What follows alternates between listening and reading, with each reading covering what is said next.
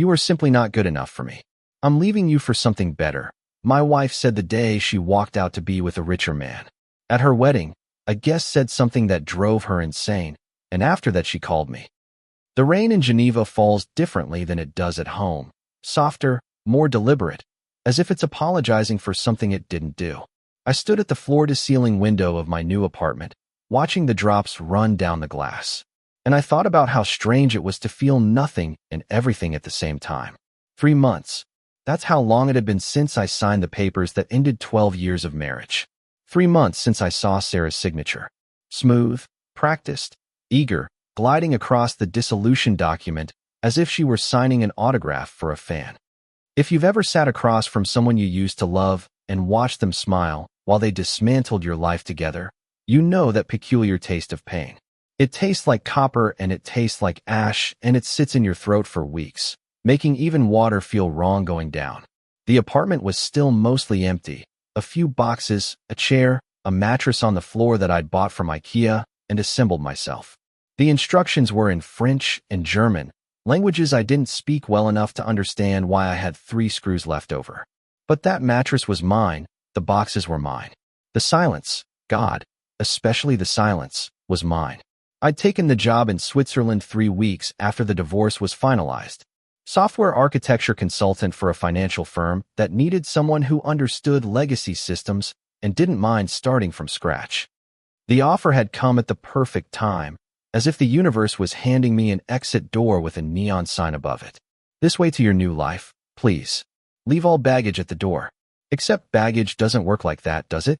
You pack it. You haul it. You unpack it in a new apartment in a new country and realize you've brought the same ghosts with you. Only now they speak French. My phone was face down on the windowsill. I developed this habit of keeping it that way, as if not seeing the screen could somehow prevent notifications from existing, as if I could ward off reality through simple geometric positioning. But I could feel it there, humming with the weight of things I didn't want to know. It was Marcus who told me, 3 days ago. Marcus, my college roommate, the best man at my wedding, the guy who got a little too drunk at my rehearsal dinner and told Sarah she was punching above her weight by marrying me. He called on a Tuesday night his time, morning my time, and I answered because I was still dumb enough to think good news could arrive via phone call. Hey man, he'd said, and I could hear it in his voice. That careful softness people use when they're about to tell you someone died. What's up? I asked. Sarah's getting married. The words just hung there between us, suspended on the fiber optic cables running under the Atlantic Ocean. Okay, I'd said, because what else is there to say? This Saturday. To that asshole Derek. Derek, of course, was Derek. Derek with his perfect teeth and his tech startup and his Soma apartment with exposed brick and a view of the bay. Derek, who had been her friend from work for 2 years before he became her emotional support animal, and then finally, just the man she loved. Derek, who probably never had 3 screws left over when he assembled furniture. They're doing it at the Fairmont, Marcus had continued, unable to stop now that he'd started. Big wedding, 200 people. She's posting it all over Instagram, calls the whole thing her second chance at happiness. Second chance. As if our marriage had been her first mistake, her rehearsal, her rough draft. Thanks for telling me, I'd said. I'm sorry, man. Don't be. I'm fine. I'm really good here. And I'd meant it at the time. I was fine. I was 7,000 miles away from her happiness, living in a city where no one knew my history, working a job that required me to think about algorithms instead of feelings. I was fine. But that was 3 days ago. Now it was Saturday, dusk here, which meant late afternoon there, which meant the wedding was probably happening right now, this very second. Sarah in white again, because apparently you can do that. You can wear white when you've already broken your vows once. Walking down an aisle toward a man who wasn't me. I picked up my phone. I don't know what I expected to see. Part of me hoped for nothing. Silence, the blessed absence of information. But the universe has a sense of humor, and it's not a kind one. 43 notifications. Instagram, mostly tags from people I used to know, people who thought I'd want to see, people who didn't understand that sometimes the kindest thing you can do for someone is let them not know. I opened Instagram the way you open a letter you already know contains bad news. Slowly, with the resignation of someone who's learned that avoiding pain only makes it more creative. The first picture was of Sarah and Derek on the steps of the Fairmont. Her dress was strapless, form-fitting, elegant. His suit was navy, perfectly tailored. They were laughing, heads thrown back, mouths open. The kind of genuine joy that photographs can't fake. Behind them, 200 witnesses to their happiness. I swiped. More pictures. The ceremony. The reception. Sarah's mom crying. Derek's dad making a toast. A flower girl who looked bored. Bridesmaids in dusty rose, groomsmen in matching navy. And then I saw it. A photo of Sarah and Derek cutting the cake. 3 tiers, white fondant with gold leaf accents. But it wasn't the cake that made me stop swiping. It wasn't even the happy couple. It was the woman standing behind them, partially obscured by Derek's shoulder, but visible enough. A woman in her 60s maybe, with silver hair and a jade green dress, and an expression on her face that I recognized immediately because I'd worn it myself for months before the divorce. She looked like someone who knew something that hurt. The caption was from someone named Jennifer, one of Sarah's work friends. Maybe when you're so happy you could burst. Best wedding ever. Fairy tale wedding, true love, second chances are real. The comments were the usual congratulations, heart emojis, effusive declarations of joy. But there, buried in the thread, was something else. A comment from an account I didn't recognize, at Margaretchensk. Beautiful ceremony. I wonder if the groom's wife knows he's on his honeymoon though. My breath caught. I clicked on the comment, but it was already gone, deleted, erased, scrubbed from the digital record as if it had never existed, but I'd seen it. Those words had been real, if only for a moment. I stood there, phone in my hand, the rain streaking down the window behind me, and I felt something shift. That numbness I'd been carrying, that protective layer of not feeling, started to crack. I didn't have time to process what the comment meant. I didn't have time to wonder or speculate or spiral about the implications because my phone started ringing. Sarah's name lit up the screen. Sarah, who hadn't called me once since the divorce. Sarah, who had communicated only through lawyers and terse, formal emails about splitting property and dividing assets. Sarah was calling me on her wedding day. The phone rang once, twice, 3 times. I should have let it go to voicemail. I should have deleted it without listening. I should have blocked the number and gone back to my empty apartment and my half-assembled life and my 3 extra screws. But you know what? Scars are like receipts. They're proof you paid for something, and sometimes you want to know exactly what you bought. I answered. Hello, Daniel. Her voice was tight, strained. Nothing like the laughing woman in the photos. Daniel, I need you to tell me something, and I need you to tell me the truth. I waited, said nothing. Let the silence stretch between us like the ocean that separated our bodies and the chasm that separated our lives. Did you know? She asked about Derek. Did you know? And there it was, the question I didn't understand, but somehow recognized. The question that felt like the beginning of something I hadn't asked for, but maybe, just maybe deserved. Sarah, I said slowly, I don't know what you're talking about. Don't lie to me. Not now, not after everything. If you knew, and you didn't tell me. If you let me marry him knowing. Her voice broke. Actually broke. And I realized with a strange, distant clarity that Sarah was crying on her wedding day, calling her ex-husband, crying. I'm in Switzerland, I said. I've been here for 3 months. I don't know anything about Derek except what you told me in the divorce proceedings. That he was successful and kind and everything I wasn't. Liar, she whispered. And then louder, liar. Sarah, what happened? But she'd already hung up. I stood there with the phone pressed to my ear, listening to the dead air, and I thought about that comment, the deleted comment. The woman in the jade green dress with the knowing expression. I wonder if the groom's wife knows he's on his honeymoon though. Wife. Not ex-wife. Not former wife. Wife, present tense. I opened my laptop, the one piece of furniture I'd assembled correctly. I sat in my IKEA chair with the 3 mysterious screws and did what any newly divorced software architect would do. I started searching. Derek Morrison Tech Startup, San Francisco. There was his LinkedIn, his company website, his Twitter feed full of motivational quotes about disruption and innovation. And then, buried on a page 3 Google search because the really interesting stuff is never on page 1, I found it.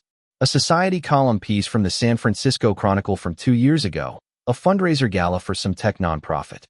The photo showed Derek in a tuxedo with his arm around a woman in a silver gown. The caption read, Derek Morrison, CEO of Tech Venture Solutions, with his wife, Amanda Morrison, at the annual Innovation Gala. Wife, Amanda Morrison. 2 years ago. I searched more. I found their wedding announcement from 4 years ago. I found photos of them at various events over the last 5 years. I found, with growing disbelief, evidence of an entire marriage that had apparently existed in parallel to Derek's relationship with Sarah. My hands were shaking. I opened a new search. Amanda Morrison, San Francisco. Divorce. Nothing. No divorce records, no legal separations, no announcements. One more search. Amanda Morrison and Derek Morrison plus 2025. And they're on Amanda's private Facebook page, with privacy settings just loose enough that I could see her profile picture, was an image dated 3 weeks ago. Amanda Morrison smiling at the camera, wearing a wedding ring, standing in what looked like the same Somo apartment with exposed brick that Sarah used to visit. The same apartment. Derek Morrison was still married, which meant Sarah had just married a married man, which meant her fairy tale wedding, her second chance at happiness, her true love story, all of it, was built on a lie that would crumble the second anyone bothered to look. I closed my laptop. Outside, the rain had stopped. Geneva was settling into that particular kind of evening quiet that European cities do so well. The stillness that feels like contemplation instead of emptiness. My phone buzzed. A text message this time. Sarah, call me, please. I stared at those 3 words. I thought about all the times I'd wanted to hear please from her during the divorce. All the conversations where she'd been cold, efficient, clipped, and now she needed me. Now she was saying please. I could have ignored it. I probably should have. I'd earned the right to let her suffer alone. Hadn't I paid that price? I had the scars to prove it. But the thing about being the person who got left is that you know exactly how it feels to be abandoned when you need someone most. And knowing that, you have a choice. You can become the thing that hurt you, or you can be better than it. I wasn't sure which one I wanted to be yet, but I knew I wanted to understand what had happened at that wedding. I needed to know what had led Sarah to call me crying, desperate, on what should have been the happiest day of her new life. Because sometimes the truth isn't about revenge. Sometimes it's just about finally understanding the story you've been living in. I picked up my phone and started to type. Daniel, I'll call you in 10 minutes, but first you need to tell me what the guest said. The reply came almost immediately. Sarah. She said Derek's wife wants her husband back. And just like that, the story I thought I knew, the story of Sarah leaving me for a better man, for a better life, for a second chance at happiness, became something else entirely, something messier, something truer, something that despite everything I needed to hear. I walked to the window and looked out at Geneva, at this city of banks and diplomacy and well-kept secrets, at this place I'd fled to escape my history, and realized you can't outrun the narrative. It follows you, it finds you, it calls you on a Saturday night and asks for help. The question was, what would I do when it did? I had 10 minutes to decide. 10 minutes is both an eternity and no time at all. I spent the first 3 pacing my apartment, counting the steps between the window and the door. 17 steps forward, 17 steps back. A rhythm that felt like indecision put into motion. I spent the next 2 making coffee I wouldn't drink, watching the espresso machine hiss and spit, thinking about how I'd bought it because Sarah always said I made terrible coffee. Weak, she'd called it. Watery, like you're afraid of the flavor, she'd said once. Laughing, not knowing that small criticisms are still criticisms, that they build up like sediment at the bottom of a river until one day you look down and realize you're standing on years of feeling inadequate. The remaining 5 minutes I spent sitting in my IKEA chair, phone in hand, staring at Sarah's last message. She said Derek's wife wants her husband back. Wife, present tense, still married, still existing, still having a claim on the man Sarah had just sworn to love until death did him part. The irony was so sharp it could draw blood. I thought about calling Marcus first, getting his read on this. But Marcus would tell me to let Sarah drown in her own choices, and maybe he'd be right. But maybe I didn't want to be the kind of right that feels like revenge. Maybe I just wanted to understand how someone could blow up their own life so completely, so publicly, so irrevocably. Or maybe, and this was the thought I didn't want to examine too closely, maybe I wanted to hear Sarah fall apart, because for 12 years I'd watched her be so perfectly in control. And there was something darkly satisfying in knowing that control was an illusion she'd just shattered herself. The truth, as always, was probably somewhere in between. I called her. She answered before the first ring finished. Daniel. Just my name. But the way she said it, breathless, desperate, raw, told me everything about the last hour of her life. This wasn't the Sarah who had calmly explained to me why she was leaving. This wasn't the Sarah who had smiled as she signed the divorce papers. This was someone else, someone I'd never met before. "Tell me what happened," I said. "I can't." Her voice broke. "I can't believe this is happening. I can't believe I didn't know." "How did I not know?" Sarah breathed. "Start at the beginning." I heard her inhale. Shaky, uneven, the sound of someone trying to hold themselves together with breath and willpower. "The wedding was perfect," she began, and I almost laughed at that opening because of course it was. Of course it had been perfect right up until it wasn't. That's how these things work. Everything went exactly as planned. The ceremony was beautiful. The vows were. She stopped. God, the vows were perfect. Derek cried. I cried. Everyone cried. I waited. Let her tell it her way. The reception was in the Fairmont Ballroom. You remember it? We looked at it for our wedding, but we couldn't afford it. I remembered. I remembered Sarah standing in that ballroom during our site tour, turning in a slow circle, taking in the crystal chandeliers and the gold leaf molding and the view of the city.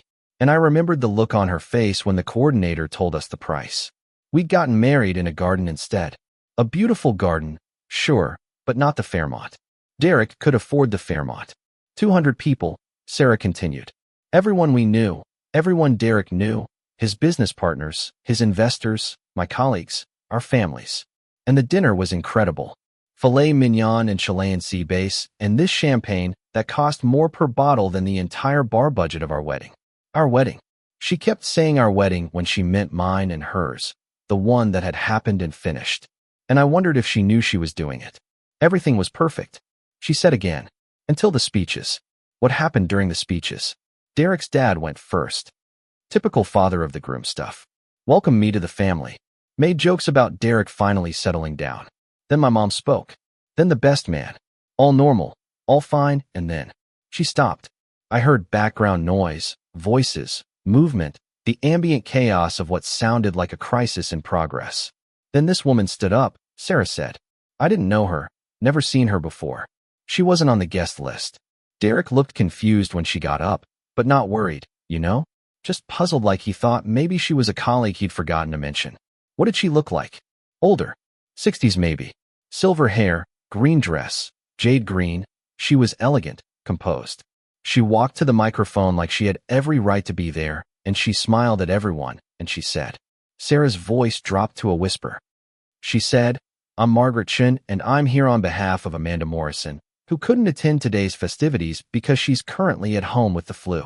Amanda wanted me to pass along her congratulations to the happy couple and to remind Derek that she'll be waiting for him when he gets back from his honeymoon. As his wife of 4 years, she's very understanding of his need for extracurricular activities. The silence that followed was profound. I could imagine it. 200 people in a ballroom.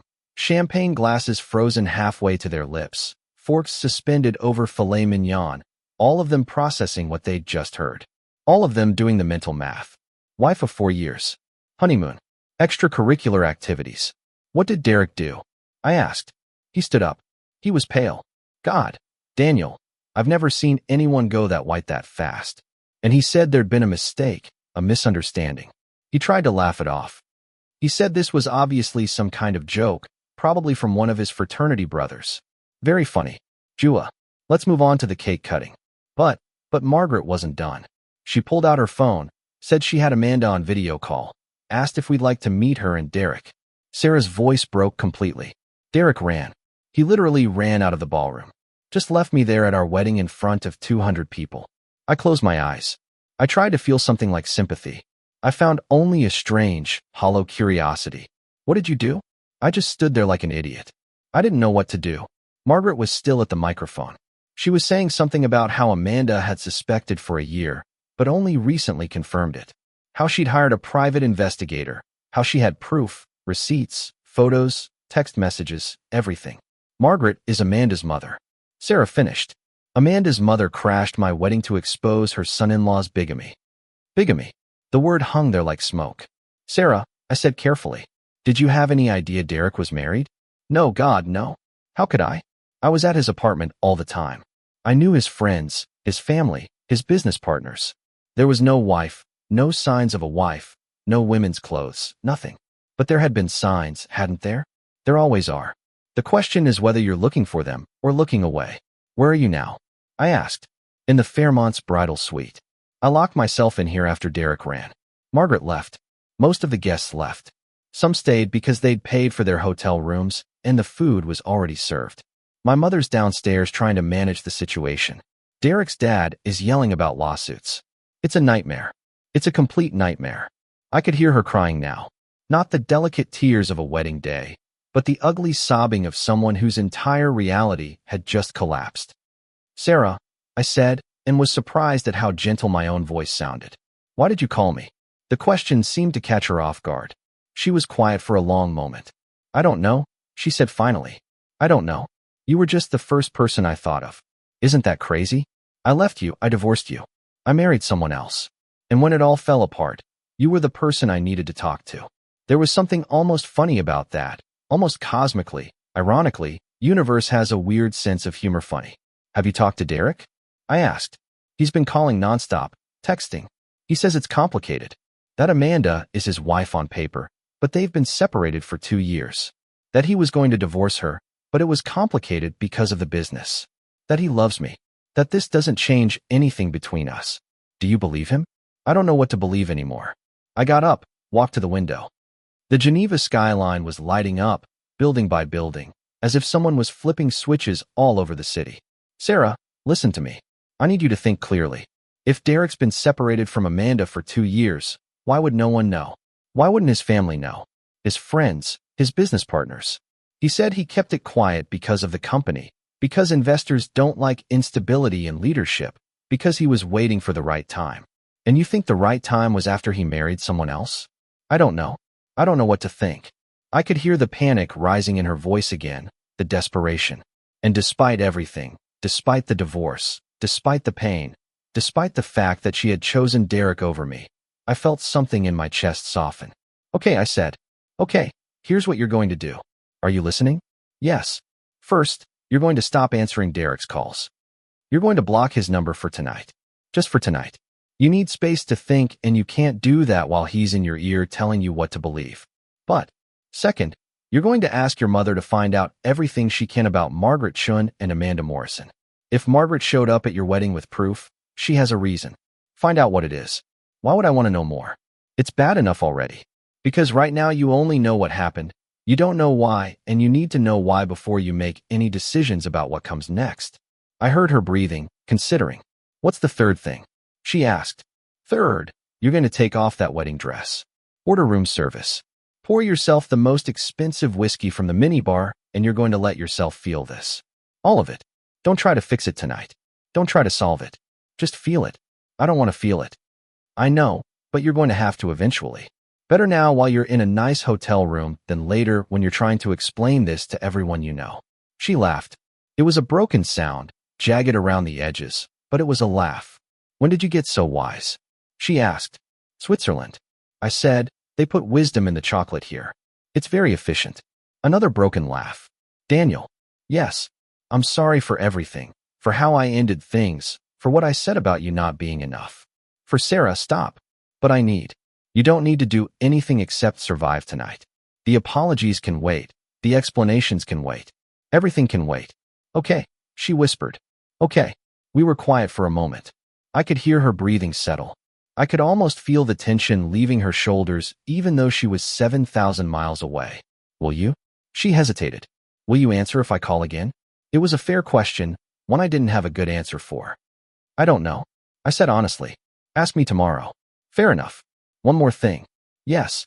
When you talk to your mom about Margaret and Amanda, ask her to find out if Derek's company is publicly traded. If it is, ask what happens to stock prices when the CEO's personal life becomes a scandal. I heard her breath catch as she understood what I was implying. If Derek had kept his marriage a secret for business reasons, then exposing it publicly at a wedding in front of investors and business partners wouldn't just destroy his personal life, it would destroy his professional life. 2. Margaret Chun hadn't just crashed a wedding, she'd executed a tactical strike. I'll find out, Sarah said. Good. Now go take off that dress. Drink the whiskey. Try to get some sleep. Thank you, Daniel, for this, for listening, for not For not being cruel when you had every right to be.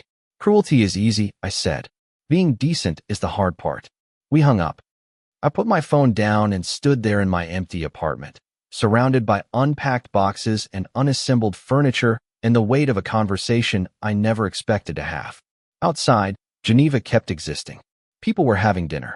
Couples were walking by the lake. Somewhere, someone was probably getting married, making promises, believing that this time would be different. And somewhere in San Francisco, in a bridal suite at the Fairmont, Sarah was taking off her wedding dress and facing the reality that the life she'd chosen, the better life, the one she'd left me for, was built on the same foundation as our marriage. Lies we told ourselves, dreams we wanted so badly to be true that we refused to see the cracks. I opened my laptop again. I searched Tech Venture Solutions. I found its stock symbol. I found its quarterly reports. I found Derek's name listed as CEO and majority shareholder. Then I searched Amanda Morrison again. I dug deeper. This time I found her LinkedIn, her professional history, her board appointments, and there, buried in her bio, was a detail that made everything click into place. Amanda Morrison wasn't just Derek's wife. She was the daughter of Richard Chun, founder and former CEO of Chun Industries, one of the largest tech manufacturing firms in the Pacific Rim. Margaret Chun's husband, Amanda's father, Derek's primary investor. The entire company, Derek's startup, his success, his wealth, was bankrolled by his father-in-law's money. And if Derek divorced Amanda, that money would disappear, which meant Derek had been trapped, caught between a marriage he wanted to leave and a business he couldn't afford to lose. So he'd done what trapped people do. He'd tried to have both. He'd kept Amanda as his wife on paper, his business partner in reality, his connection to the money he needed, and he'd kept Sarah as his mistress, his escape, his fantasy of a different life until Margaret Chun decided enough was enough. I closed my laptop, looked out at Geneva, and thought about how we're all just characters in stories we don't fully understand, making choices based on incomplete information, hoping that this time we'll get it right. Sarah had called me because I was safe, because I was 7,000 miles away, because she knew I had been exactly where she was now, standing in the wreckage of a life that had imploded, trying to figure out what to do next. The difference was, I'd been pushed.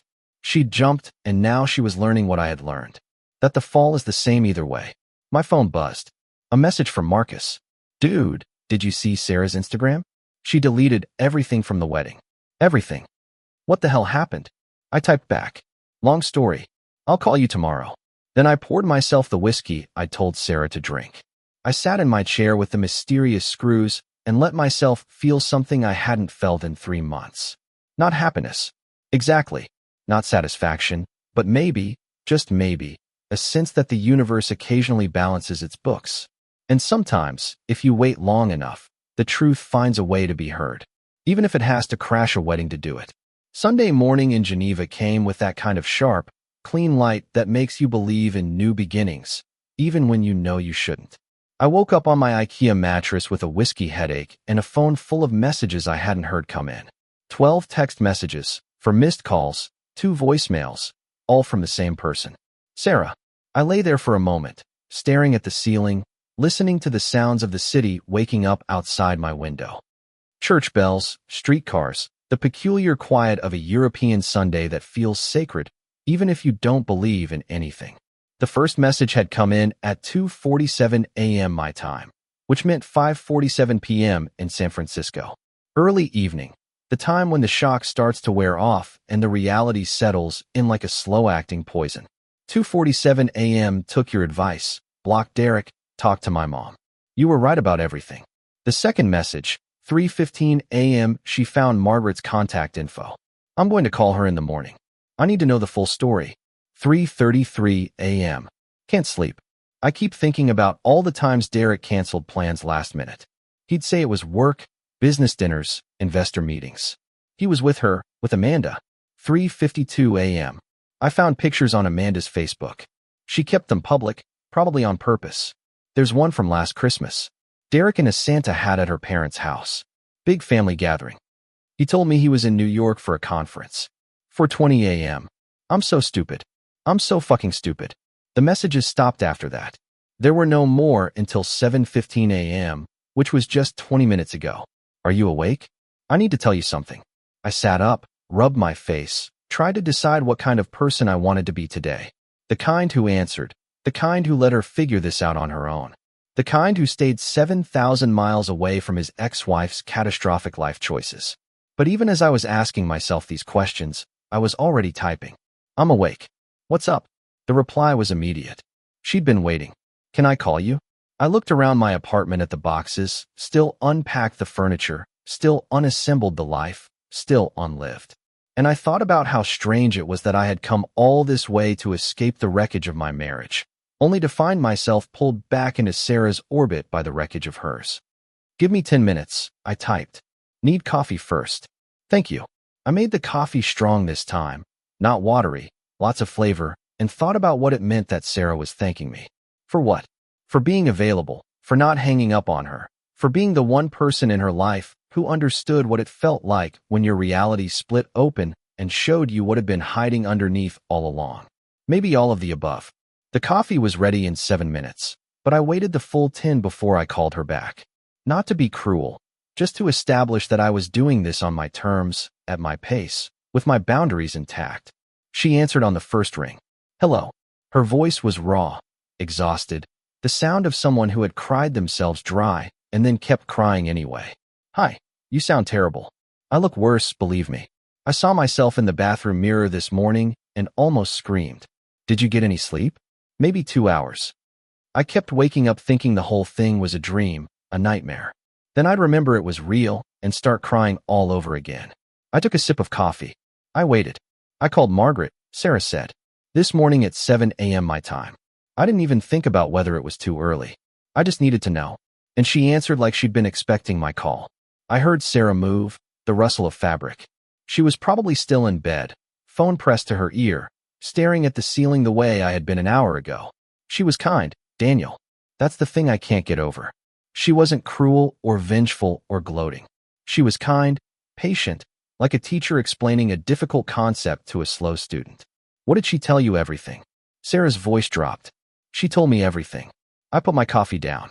This felt like the kind of conversation that required full attention. Amanda and Derek got married 4 years ago. Sarah began. Young love, whirlwind romance, all the cliches. Derek had just started Tech Venture Solutions. It was basically him, a laptop, and a dream. At that point, Amanda believed in him. So did her father. Richard Chun put up the seed investment, $2 million, but there were strings. Let me guess, I said. The marriage was one of them. Not explicitly, but close enough. Richard wanted Derek in the family. He wanted to know his investment was tied to someone he could trust, someone connected to him by more than just a business contract. So Derek married Amanda, and Richard kept writing checks. The pieces were assembling themselves into a picture that was getting clearer with every detail. When did it go wrong? I asked. According to Margaret, about 2 years into the marriage, Derek's company was growing fast. He was traveling constantly. Amanda was working on her own career. She's a trauma surgeon. Did you know that? I did not know that. I didn't know anything about Amanda except what I'd found in my late-night Google searches. She was putting in 80-hour weeks at the hospital. He was doing the same with the company. They were ships passing in the night. Classic story. They grew apart, but they didn't get divorced. No, because by that point, Tech Venture Solutions was worth $50 million and Richard Chin's money was woven through every aspect of it. The company structure was complicated. Richard owned 30%, Derek owned 40%, and the rest was split between early investors. But Richard's shares came with special voting rights. Basically, if Derek divorced Amanda, Richard could force him out of his own company. I whistled low. That's one hell of a prenup, isn't it? So Derek was trapped. He couldn't leave Amanda without losing everything he'd built, but he wasn't happy. The marriage was dead. They were basically roommates who occasionally showed up at family events together to keep up appearances. Enter you. Enter me. Sarah's voice turned bitter. God, I was so stupid. Derek told me he was single, that he'd been in a serious relationship, that it ended badly, that he wasn't ready for anything too intense at first, but then he met me and everything changed. He made me feel special, Daniel, like I was the one who had woken something up in him. I said nothing.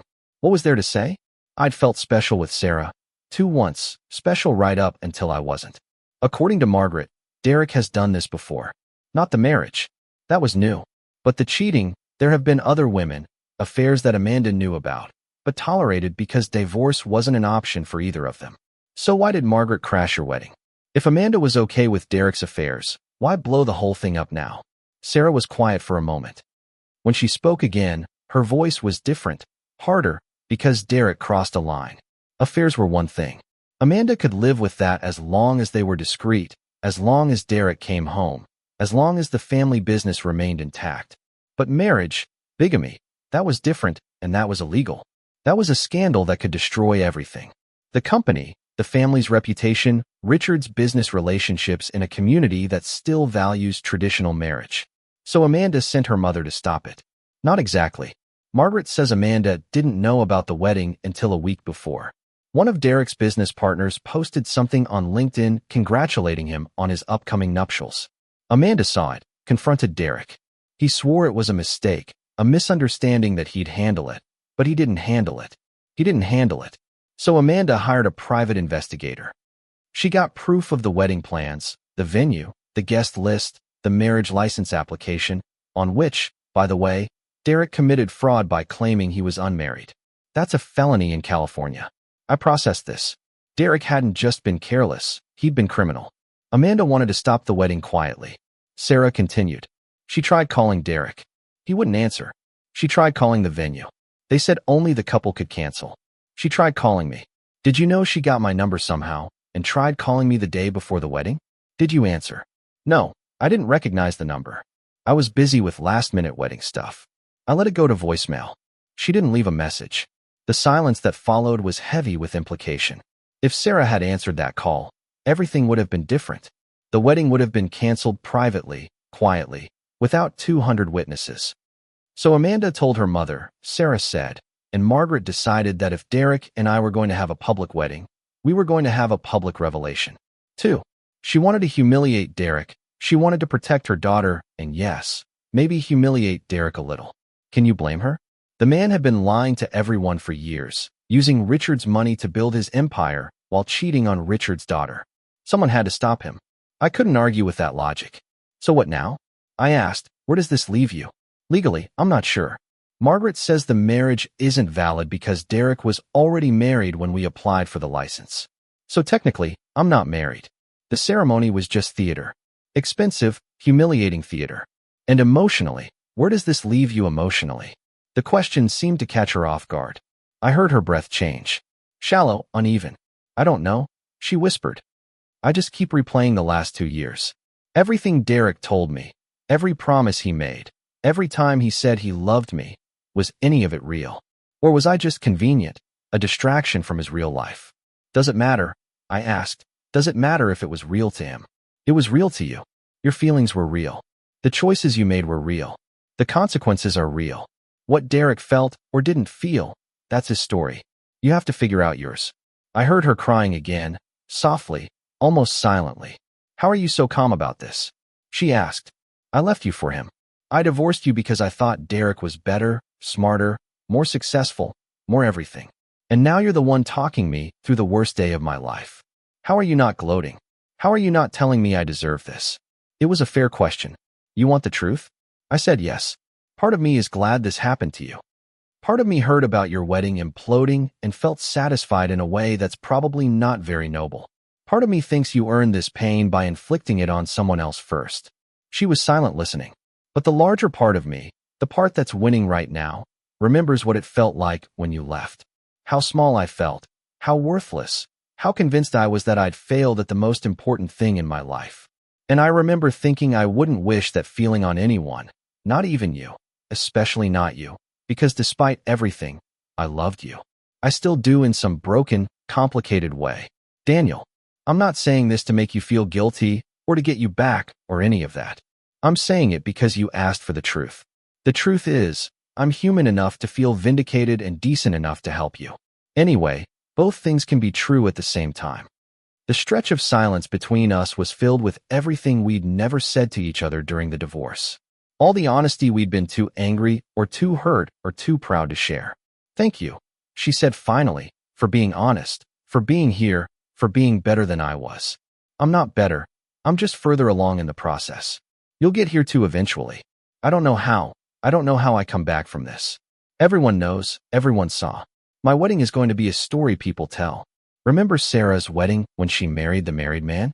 That's my legacy now. No, I said firmly. That's Derek's legacy. He's the one who lied. He's the one who committed fraud. He's the one who tried to have two lives. You were lied to. You're a victim here, Sarah, not the villain. It doesn't feel that way. I know, but it will. Give it time. I heard movement on her end. The sound of her getting out of bed, walking around the room. I should let you go, she said. You've already given me more than I deserve. I just needed to tell you what Margaret said. I needed you to know you were right about everything. About Derek hiding something. About needing to know the truth before I made any decisions. What are you going to do now? I don't know. Talk to a lawyer, I guess. Figure out what kind of legal mess I'm in. Avoid Instagram for the rest of my life. Maybe move to Switzerland and become your neighbor. She said it as a joke, but there was something underneath it. A wistfulness, a longing for escape. Switzerland is nice, I said, but you can't run from this. Not like I did. You have to stay and face it. Why you ran? I ran because I needed space to heal. You'd be running from yourself, and that never works. Trust me. When did you get so wise? She asked, echoing her question from last night. I told you, it's in the chocolate. She laughed. A real laugh this time. Small, but genuine. Okay, she said. I'm going to go take a shower, get some food, try to figure out how to exist in the world again. Call your mom, I said. Let her help you. She's probably worried. She is. She's been texting nonstop, but I wasn't ready to talk to her until I talked to you first. Why? Because she's going to want me to be angry, vengeful, ready to destroy Derek. And I'm not there yet. I'm just sad and confused. And you're the only person I know who understands that grief and anger aren't the same thing. She was right about that. I did understand. I had lived it. One more thing, I said before you hang up.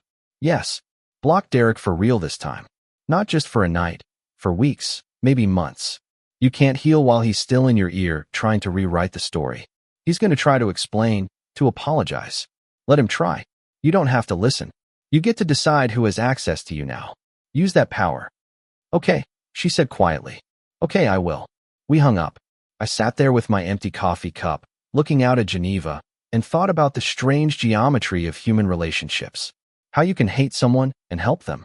How you can be hurt by someone and still want them to be okay. How the opposite of love isn't hate, it's indifference. And I wasn't there yet. Maybe I never would be. My phone buzzed. A text message from Sarah blocked. All platforms, email filters. Done, he's gone. Then a moment later, it feels terrifying and freeing at the same time. I smiled. That's how you know you did the right thing. I typed back.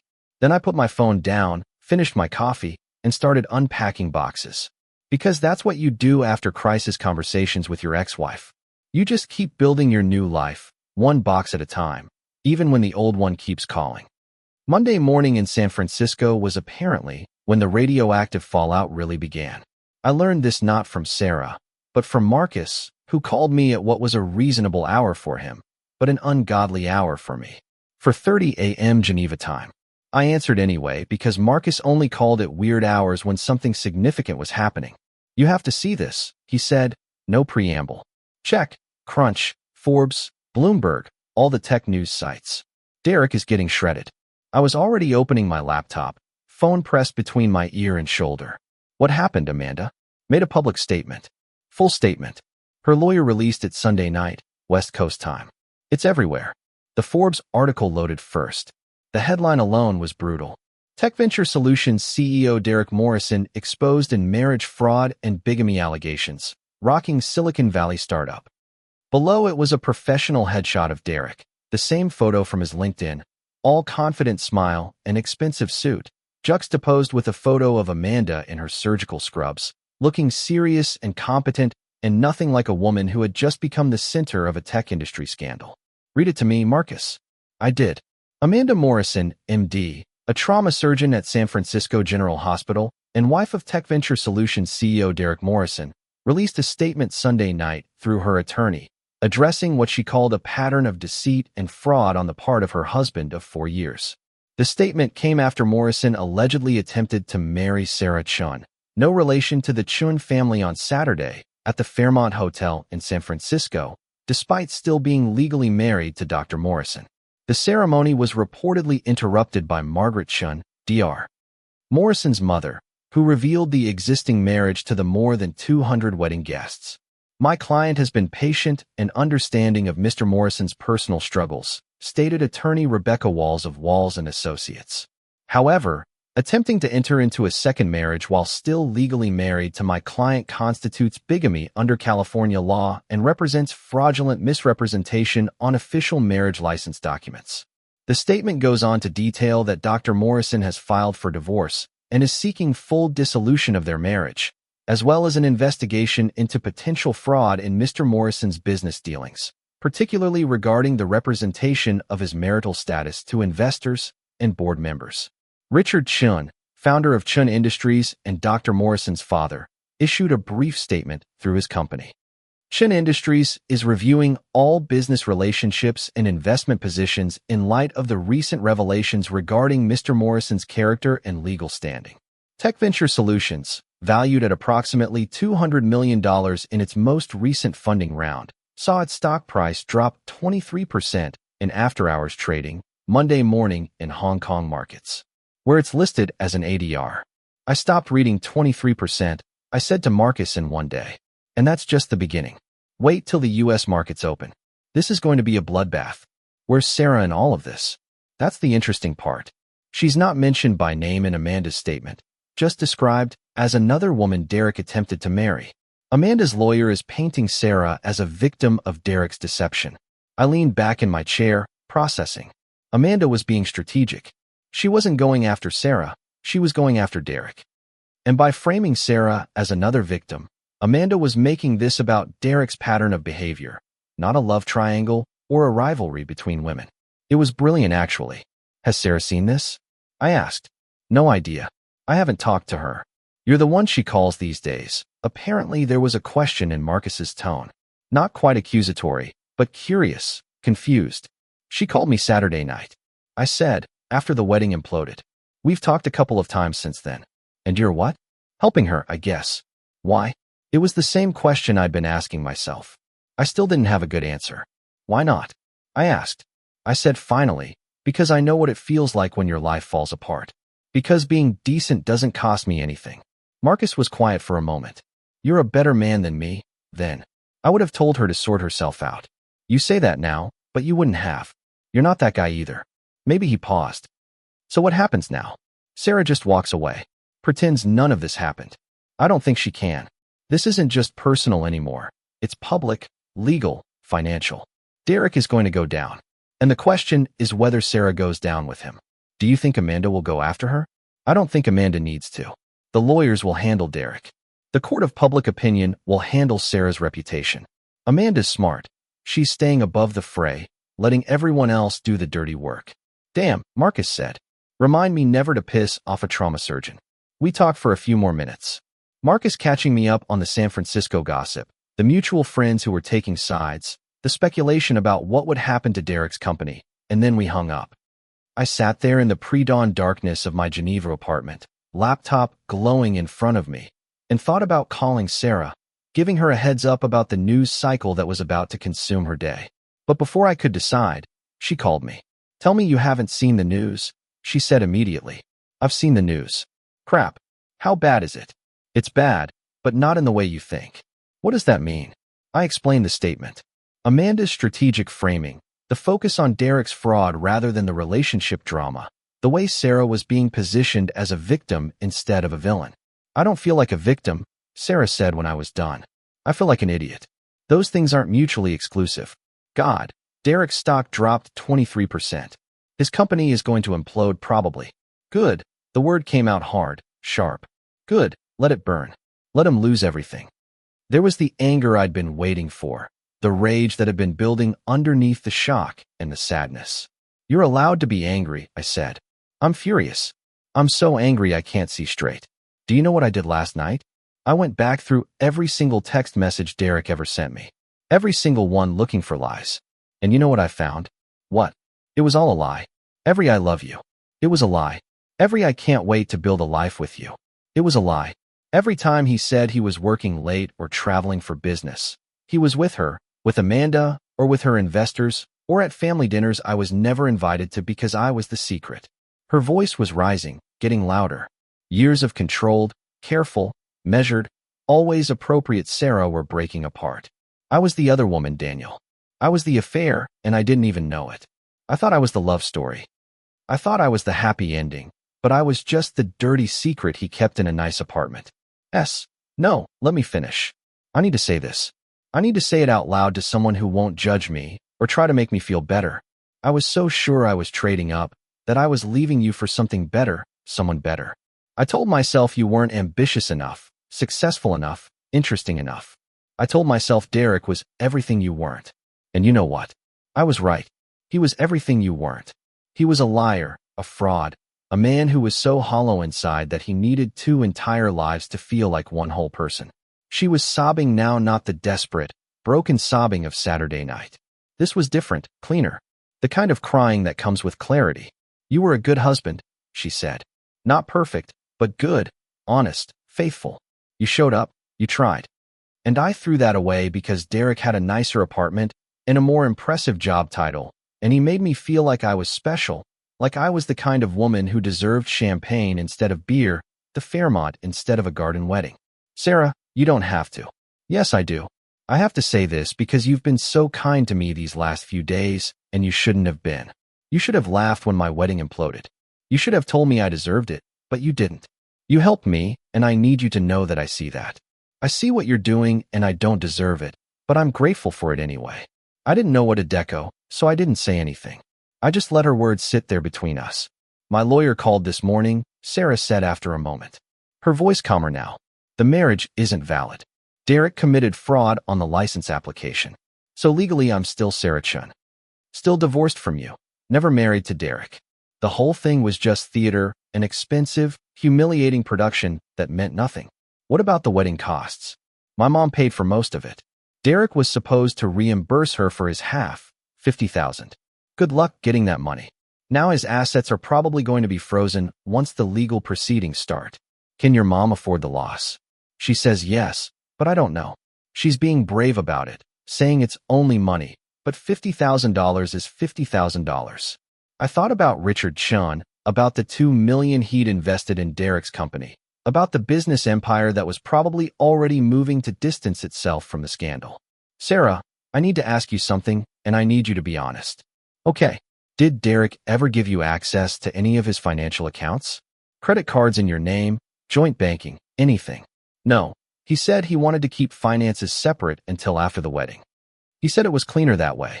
Wait, because when this goes to trial, it will go to trial. They're going to look at everyone who had financial ties to Derek. If your name is on anything, you could be pulled into the investigation. Investigation? What kind of investigation? Fraud. Misrepresentation to investors. If Derek told his board he was unmarried, or if he used his marriage to Amanda to secure investment while maintaining a relationship with you, that could be securities fraud. The SEC might get involved. I heard her breath change. Faster, more shallow. I didn't know any of this. I didn't know he was married. I didn't know about the business arrangements. I didn't know anything. I believe you, but you need a lawyer anyway. Not a divorce lawyer, a criminal defense lawyer, just in case. Criminal. Daniel, I didn't do anything criminal. I know, but Derek did. And anyone associated with him is going to get looked at. You need someone who can protect your interests. If this gets ugly, it's already ugly. It can get uglier, trust me. She was quiet for a long moment. I could almost hear her thinking, processing, shifting from shock to strategy. Will you help me find someone? She asked. A lawyer. I don't know how to find a criminal defense attorney. I don't know how any of this works. I can ask around. I know some people in corporate law who might have recommendations. Thank you, God. I feel like that's all I say to you lately. Thank you, thank you, thank you. Would you do the same for me? I would. I'm not so sure. I wasn't very kind to you during the divorce. You were protecting yourself. People do that. You're being too generous. Maybe I'm just tired of being angry. Anger is exhausting, Sarah. And I've been angry for months at you, at Derek, at myself for not being enough. But somewhere between Geneva and now, I realized being angry was just another way of staying connected to something I needed to be done with. So I let it go? How? How did you let it go? I don't know if I did completely, but I started. I woke up one day and decided I was tired of carrying it, so I put it down. Not forever, just for that day. And then I did it again the next day and the next. Eventually it got lighter. I don't know if I can do that. You don't have to. No, today. Today you can be angry, furious, even. You've earned it. I heard her laugh, bitter, but a laugh. I have earned it. Haven't I earned the right to be absolutely livid at that lying, fraudulent, bigamous piece of... There you go. Let it out. You know what the worst part is? I really did love him. Not the real him. I never met the real him, but the version of him he showed me. That version was exactly what I thought I wanted. Successful, confident, ambitious, someone who made me feel like I was part of something important. And now I realize that feeling important to someone who's lying to you is just another kind of being alone. Maybe worse because you don't even know you're alone. You think you're connected when really you're just participating in someone else's fantasy. That hit close to home. Too close. If I said quietly, yes, I know that feeling. I made you feel like that, didn't I? During the divorce. Like you were participating in my fantasy of who I thought you should be instead of who you actually were. Maybe. I don't know. I don't think either of us knew who we really were back then. We were playing roles. Husband, wife, the couple who had it all figured out. Except we didn't have it figured out, we just had the appearance of it. Is that why you didn't fight harder when I asked for the divorce? Because you knew it was already over? I thought about that about the day Sarah sat me down and explained calmly and rationally why our marriage wasn't working, why she'd met someone else, why she needed more than I could give. I'd been devastated, but I hadn't fought. I didn't fight because I could see you were already gone. I said, your body was still there. But you had been gone for months. I just hadn't wanted to admit it. So when you finally said it out loud, it felt almost like a relief, like we could stop pretending. Do you regret that? Of not fighting sometimes, but mostly not. You can't force someone to stay if they want to leave. You can only damage yourself trying. And I'd already spent months damaging myself trying to be enough for you. I didn't have the strength to do it anymore. Sarah was crying again, softer this time. I'm so sorry I made you feel like you weren't enough. You were enough, Daniel. You were always enough. I was just too stupid to see it. Too busy, chasing something shinier. You're not stupid, you're human. We all chase shiny things sometimes. Yeah, well, my shiny thing turned out to be pyrite. Fool's gold. At least you found out before it was too late. It feels pretty late. It's not. You're young, you're smart. You'll recover from this.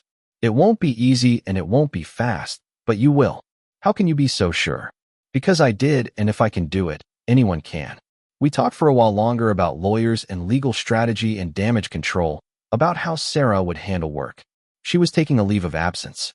Her boss had been understanding and what she would tell her friends. By the time we hung up, the sun had fully risen in Geneva. Monday morning, start of a new week. The city was coming alive around me. Trams and cars, and people going to work with coffee cups and briefcases, and the determined expressions of people who had purposes and destinations. I should have been one of them. I should have been getting ready for work. But instead I sat there thinking about Sarah and Derek and Amanda and the elaborate web of lies that had finally collapsed under its own weight. My phone buzzed. An email from Marcus with the subject line, "Are you seeing this?" I opened it. Another article, this time from the Wall Street Journal. Chen Industries moves to dissolve partnership with Venture Solutions. Following founder's personal scandal, Richard Chen wasn't wasting any time. He was cutting Derek loose, protecting his family name, making it clear that whatever Derek had done, the Chen family wanted no part of it. Derek's company was finished. Even if the legal issues somehow resolved, even if Derek avoided criminal charges, the business was done. No investor would touch him now. No board would keep him as CEO. No partner would risk the association. He had lost everything. And somewhere in San Francisco, in a bridal suite at the Fairmont, maybe back at her own apartment by now, Sarah was learning the same lesson I'd learned months ago. Sometimes the life you think you want is just a story you tell yourself, and sometimes the universe rewrites the ending before you're done with the first draft. By Wednesday, the story had grown legs and started running. I watched it unfold from my apartment in Geneva, as if observing a distant wildfire, close enough to see the smoke, far enough to feel safe from the flames. Tech blogs picked it up, then the mainstream news. Then inevitably social media turned it into a feeding frenzy. Tenanture fraud was trending on Twitter. Someone had created a Reddit timeline documenting every single public appearance Derek and Amanda had made together over the past 4 years, cross-referenced with the dates Derek had told Sarah he was traveling for work. The evidence was damning. Christmas parties, charity galas, family vacations, all with Amanda, all while supposedly building a future with Sarah. The internet had decided this was the story of the week, and it was devouring every detail with the gusto of a crowd watching a public execution. I should have felt vindicated. I should have felt that warm glow of Shadford watching Derek's empire crumble in real time. But mostly, I just felt tired. Sarah hadn't called since Monday. She'd texted a couple of times, short messages updating me on her lawyer search, thanking me for the recommendation I'd sent, letting me know she was surviving, but nothing substantial, nothing that required me to engage beyond a supportive emoji or a brief hang in there. I told myself I was relieved, that I needed the distance, that getting too involved in Sarah's crisis was a recipe for re-traumatizing myself. But the truth was more complicated than that. The truth was, a part of me, the part one didn't want to examine too closely, had started to enjoy being needed by her again, had started to like the feeling of being the stable one, the wise one, the person she turned to when everything else was falling apart, which was when I really thought about it, which is why I was trying very hard not to think about it. I was making my third coffee of the morning. This had become my routine apparently, drinking too much coffee and watching other people's lives implode online when my phone rang. "No, Sarah Marcus, you have to see this," he said again. These seem to be his favorite words lately. Now what? Derek did an interview posted an hour ago. Vanity-Fair. Full damage control mode. It's Jesus Daniel, it's bad. I was already opening the Vanity-Fair website. The article was titled Derek Morrison Breaks His Silence. I made mistakes, but I'm not a monster. The accompanying photo showed Derek looking appropriately contrite. No power suit this time, just a simple button-down shirt, sitting in what looked like a minimalist office, hands clasped in his lap, expression carefully calibrated to convey remorse without weakness. I started reading in his first interview since the scandal that cost him his company and his reputation. Derek Morrison wants the world to know he's not the villain everyone thinks he is. I made mistakes, Morrison tells me, speaking from his lawyer's office in downtown San Francisco. I hurt people I cared about. I damaged relationships that were important to me. But the narrative that has emerged that I'm some kind of con man who deliberately set out to deceive everyone in my life, that's just not accurate. Morrison's version of events paints a more complicated picture. According to him, his marriage to Dr. Amanda Morrison had been over in all but paperwork for nearly 2 years before he met Sarah Chun. The couple had discussed divorce, he claims, but delayed it due to complex business entanglements involving Amanda's father, Richard Chun, whose company had invested heavily in tech venture solutions. "We were living separate lives," Morrison explains. Amanda had her career at the hospital. I had the company. We'd grown apart. It happens, but with Richard's investment so deeply woven into the business structure, divorcing wasn't simple. We agreed to wait until after the next funding round, when we could restructure the company in a way that wouldn't destabilize everything we'd built. I could feel my blood pressure rising as I read. Morrison acknowledges he should have been more forthcoming with Sarah about his situation, but insists he never intentionally misled her. "I told her I was separated," he says. "I told her the relationship was over. In my mind it was. The marriage existed on paper, but emotionally, spiritually, it was done. I understand now that I should have been more explicit about the legal status, but I never considered myself a married man pursuing another relationship.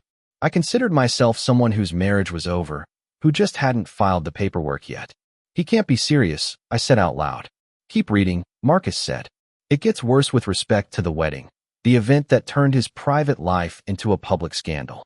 Morrison expresses deep regret. "I should have waited. I should have finalized everything with Amanda before proposing to Sarah. That was my mistake. I got caught up in the momentum of the relationship, in the feeling of being finally happy again, and I made a terrible error in judgment." He's less willing to discuss the events of the wedding itself, citing ongoing legal proceedings. But if he does address Margaret Chen's dramatic interruption, what happened at the wedding was a coordinated attack, designed to humiliate me and destroy my company, Morrison claims. Amanda knew about Sarah for months. She could have addressed this privately at any time. Instead, she chose to wait until the most public possible moment to detonate everything. That speaks to her motivations. I actually laughed out loud at that. The audacity was breathtaking. Morrison maintains that he is the real victim in this situation. A man whose attempt to rebuild his personal life was weaponized by a vengeful ex-wife and her family. I lost my company, my reputation, friendships, business relationships I spent years building. All because I fell in love with someone while I was technically still married to someone else. Yes, I made mistakes in how I handled it, but the punishment far exceeds the crime. When asked about Sarah, the woman he tried to marry, Morrison becomes visibly emotional. I love her, he says. I still love her. And if she'll have me back, once all this legal mess is sorted out, once Amanda and I are officially divorced, I'd marry her tomorrow. She's the one. She's always been the one. I stopped reading. He's still trying to manipulate her, I said. He's using a Vanity Fair interview to manipulate Sarah. Do you think she's seen it? Marcus asked. If she hasn't yet, she will soon. Everyone she knows will be sending it to her. What do you think she'll do? I don't know. A week ago, she probably would have believed him. She would have wanted to believe him. But now, after everything that's come out, you should call her. Why? Because she's going to need someone to talk her off whatever ledge this pushes her toward. And you're apparently the person she talks to now. Marcus was right, of course, but I didn't want him to be right. I didn't want to be the person Sarah called when Derek publicly declared his love for her. I didn't want to be the supportive ex-husband helping my ex-wife navigate her feelings for the man she'd left me for. But what I wanted had very little to do with what was about to happen. My phone buzzed. A text from Sarah. Have you seen Derek's interview?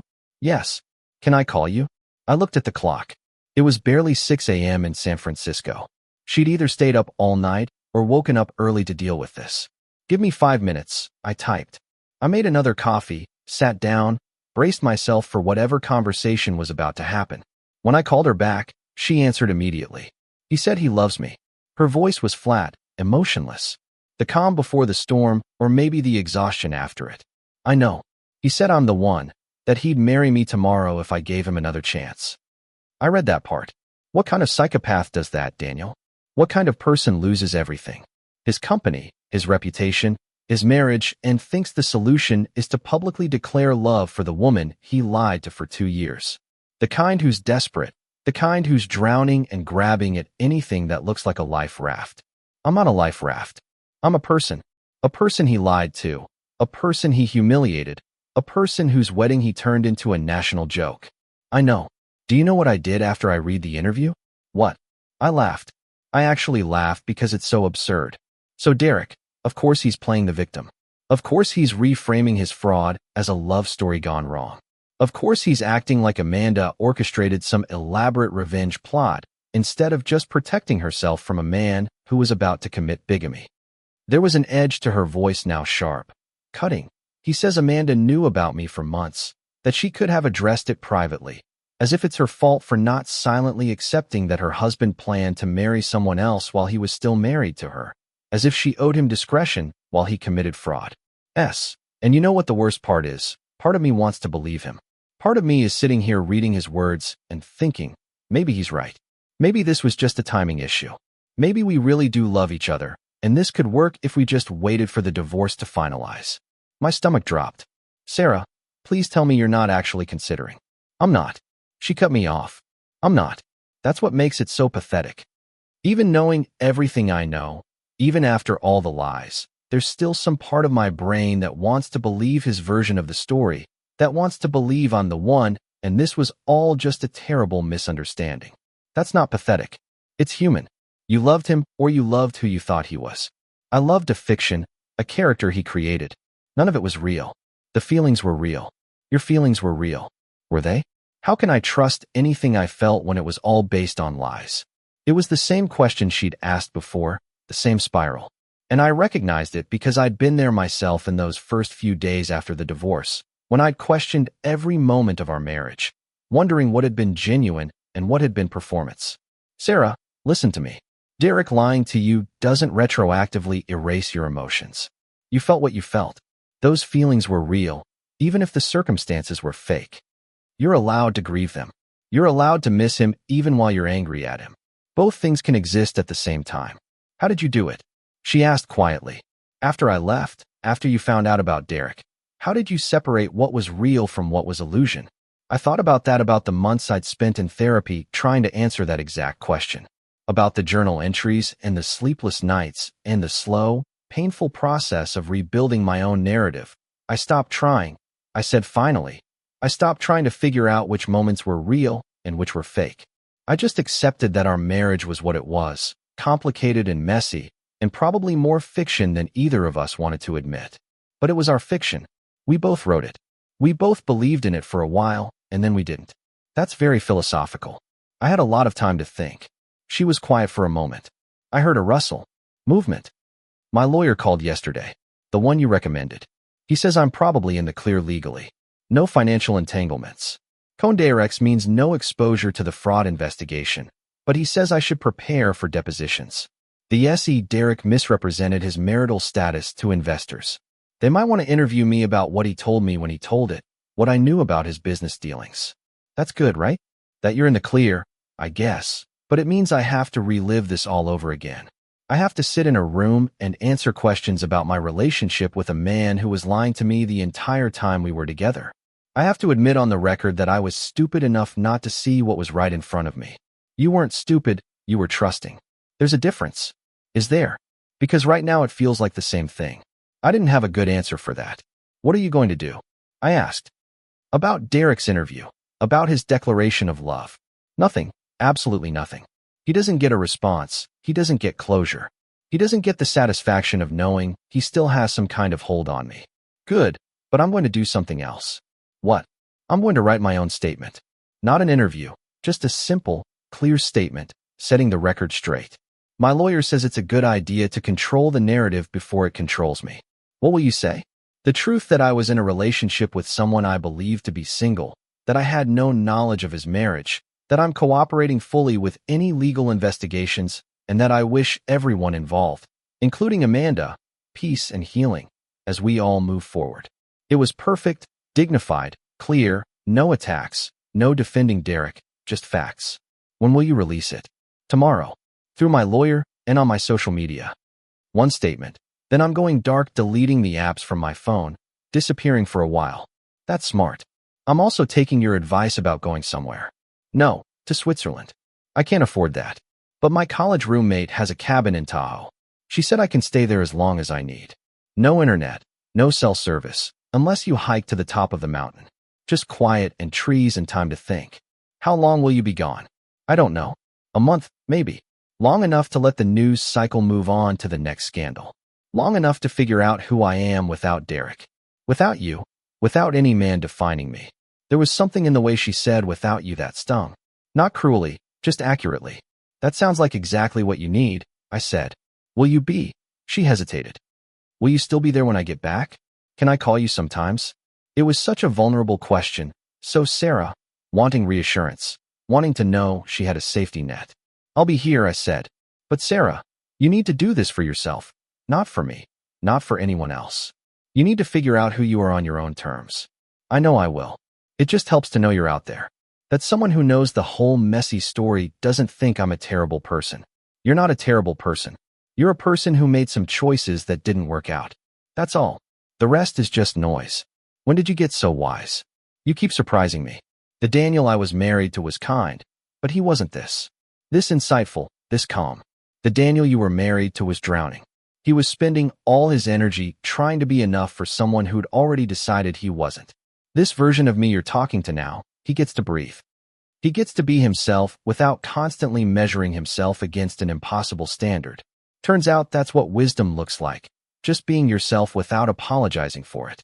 I heard her cry again. Softly, you made me feel like I wasn't enough. You did, but I let you. I participated in that dynamic. We both did. I'm sorry, I know and I accept that. But Sarah, you need to stop apologizing to me and start forgiving yourself. That's the work you need to do in Tahoe. Not figuring out what went wrong with Derek or with me or any of that. Just figuring out how to forgive yourself for being human. How long did it take you to forgive yourself? I'm still working on it, I admitted. Some days are better than others. But it gets easier. The more distance you get, the more clearly you can see. And the more clearly you see, the more you realize that most of us are just doing the best we can with what we know. And what we know is usually incomplete. That's very generous. I'm feeling generous today. Ask me tomorrow. I might be bitter again. She laughed. A real laugh. Thank you, Daniel, for all of this, for being patient with me. What about you? What's your next chapter? I looked around my apartment at the still half-unpacked boxes. I think I'm going to finish unpacking, I said. Maybe buy some real furniture instead of IKEA. Maybe figure out what it means to build a life instead of just surviving in one. That sounds nice. It does, doesn't it? We hung up and I stood there in my Geneva apartment watching the sun rise over a city that was slowly becoming home.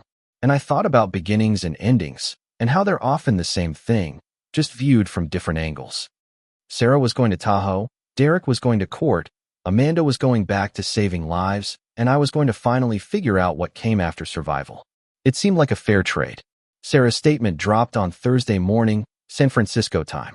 Late afternoon in Geneva, I was in a meeting when my phone started buzzing with notifications, but I didn't check it until I got back to my desk an hour later. The statement was exactly what she promised: clean, clear, dignified. My name is Sarah Chun. Over the past week, my private life has become public in ways I never anticipated or desired. I'm releasing this statement to clarify certain facts, after which I will be taking time away from social media and public life to focus on healing and moving forward. I was in a relationship with Derek Morrison for approximately 2 years. During that time, I had no knowledge that he was married. Mr. Morrison represented himself to me as single and available. I believed him. That belief was misplaced, and I deeply regret any pain my unwitting involvement in this situation has caused Dr. Amanda Morrison and her family. I'm cooperating formally with any legal investigations and have retained counsel to ensure I meet all legal obligations regarding this matter. To Dr. Morrison, I'm profoundly sorry for the role I unknowingly played in causing you pain. You deserved honesty from your husband, and you deserve better than what happened. I ask for privacy as I navigate this difficult time. I made choices based on incomplete information. I trusted someone who was lying to me. I'm dealing with the consequences of those choices, and I'm learning from them. This will be my only public statement on this matter. I wish everyone involved peace and healing. The statement had been released simultaneously on her Instagram, Facebook, and through a press release her lawyer distributed to major news outlets. It was everywhere within an hour, and the response was surprising. I scrolled through the comments expecting vitriol, expecting the internet to tear her apart for being the other woman, or for not knowing, or for 1,000 other things the mob could find to attack. Instead, I found something else. This is how you handle a scandal with grace. She had no idea. She's a victim here too. The way she apologized to Amanda. That's class. Derek Morrison is garbage. Sarah deserves better. Taking responsibility without making excuses. Respect. There were negative comments. Of course, there always are. But they were drowned out by an unexpected wave of support, of empathy, of people who saw Sarah's statement for what it was: honest, accountable, and human. By evening, several prominent journalists had weighed in. A columnist for The Atlantic wrote a piece titled "Sarah Chin's Statement Shows How to Own Your Mistakes Without Sacrificing Your Dignity." A relationship therapist with a popular podcast devoted an entire episode to discussing the situation, using Sarah's response as an example of healthy accountability. Even Amanda Morrison's lawyer released a short statement. Dr. Morrison appreciates Ms. Chin's statement and wishes her well. Dr. Morrison's focus remains on her own healing and moving forward with her life. It was as close to a public absolution as Sarah could have hoped for. Marcus called me that night, his time. "Did you help her write that statement?" he asked. "No, that was all her. It was perfect, strategic, empathetic. She managed to take responsibility without self-flagellating. That's a hard needle to thread. She's smart. She always has been." "Yeah, but smart people say stupid things when they're emotional. This was different. This was calculated in the best way." He was right. Sarah had threaded an impossible needle, acknowledging her role in the situation without accepting blame for Derek's lies, apologizing to Amanda without groveling, and setting boundaries for her own healing without sounding defensive. "Have you talked to her since it came out?" Marcus asked. "No, she said she was going dark after she posted it. I guess she meant it." "Do you miss her?" It wasn't a question. "I missed the version of her I thought I knew," I said carefully. "But that version probably never existed. We both projected what we wanted to see onto each other instead of looking at what was really there. That's very therapeutic of you. I told you. Swiss chocolate makes you very wise." Marcus laughed.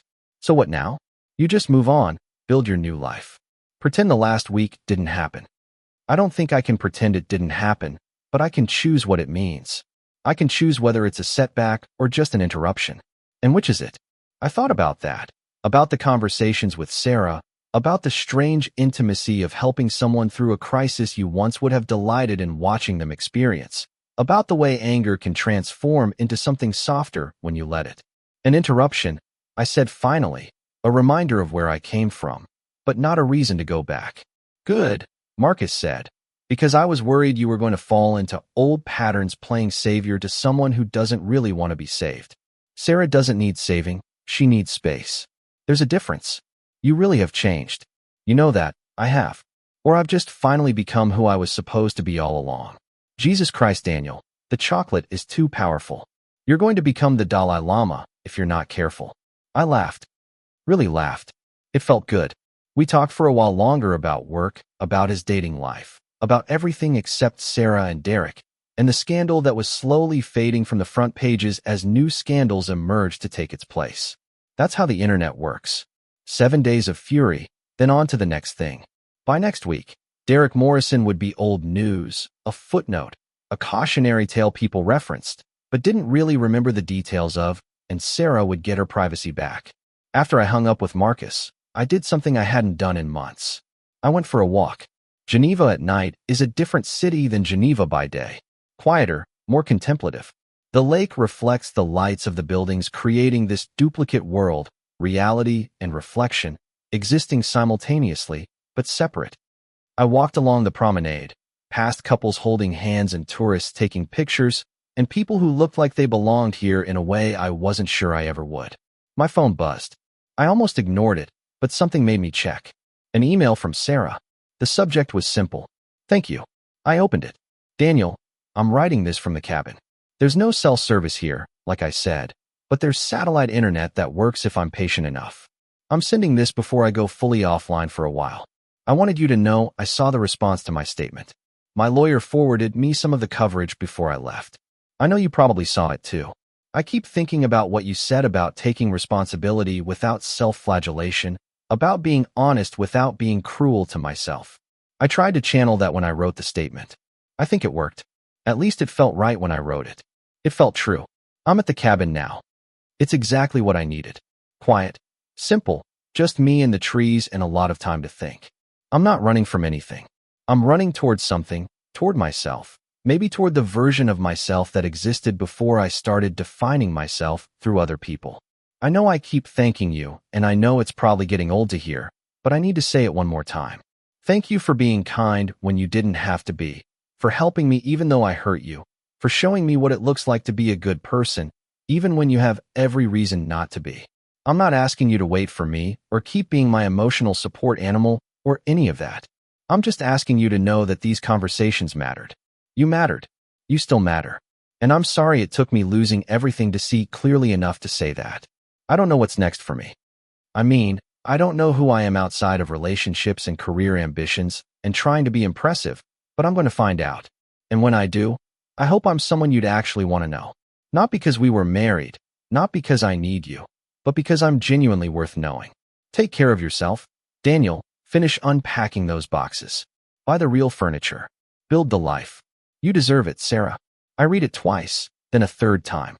Then I sat on a bench overlooking the lake and let myself feel everything I'd been carefully not feeling for the past week. Relief that Sarah was okay. Pride that she'd handled the situation with such grace. Sadness that it had come to this. Her in a cabin, me in another country. Both of us trying to figure out who we were outside of the stories we'd been telling ourselves. And something else, something I didn't have a name for. A kind of gentle letting go, not the angry severing of the divorce. Not the bitter release of someone you can't wait to be rid of. Just release. The way you might let go of a balloon and watch it float into the sky, getting smaller and smaller until it disappears, but never really becoming nothing. I took out my phone and started to type a reply. Sarah, I'm glad you made it to the cabin safely. I'm glad the statement landed the way it did, and I'm glad you're taking this time for yourself. You asked me once how I let go of the anger. I don't think I ever gave you a full answer. The truth is, I didn't let go of it all at once. It was more like a series of small releases.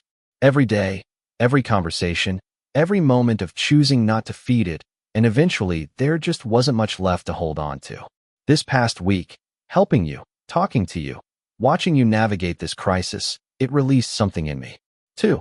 I'm not sure what exactly. Maybe the last little bit of resentment, maybe the part of me that still needed you to suffer because I suffered. Maybe just the story I'd been telling myself about who you were and who I was and what our marriage meant. I don't think you're a bad person, Sarah. I never did. You made choices that hurt me, but so did I. We both participated in something that wasn't working, and neither of us was brave enough to admit it until you finally were. You leaving me was painful, but it was also necessary. We both know that now. So here's what I want you to know. You don't need to become someone worth knowing. You already are.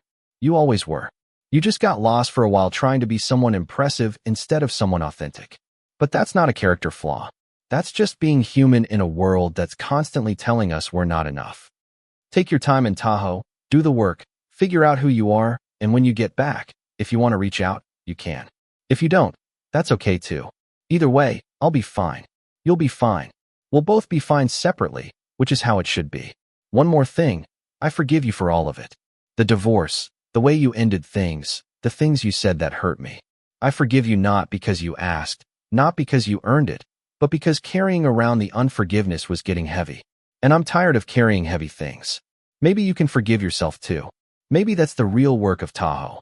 Take care, Sar. Daniel. I hit send before I could second-guess myself. Then I sat there on the bench, looking at the lake, watching the reflected lights shimmer and dance. And I thought about how strange it was that sometimes the end of a thing is just the beginning of being okay with how it ended. My phone buzzed again almost immediately. Sarah must have still been online. That's the kindest thing anyone has ever said to me. Thank you for everything. For this especially. I forgive you too, by the way, for whatever you think you did wrong. You were a good husband. I was the one who couldn't see it. Be well, Daniel. Build your life. Be happy. And that was it. The last message. I waited a few minutes to see if there would be more, but there wasn't. She was really going dark, really taking the space she needed, and I was really letting her.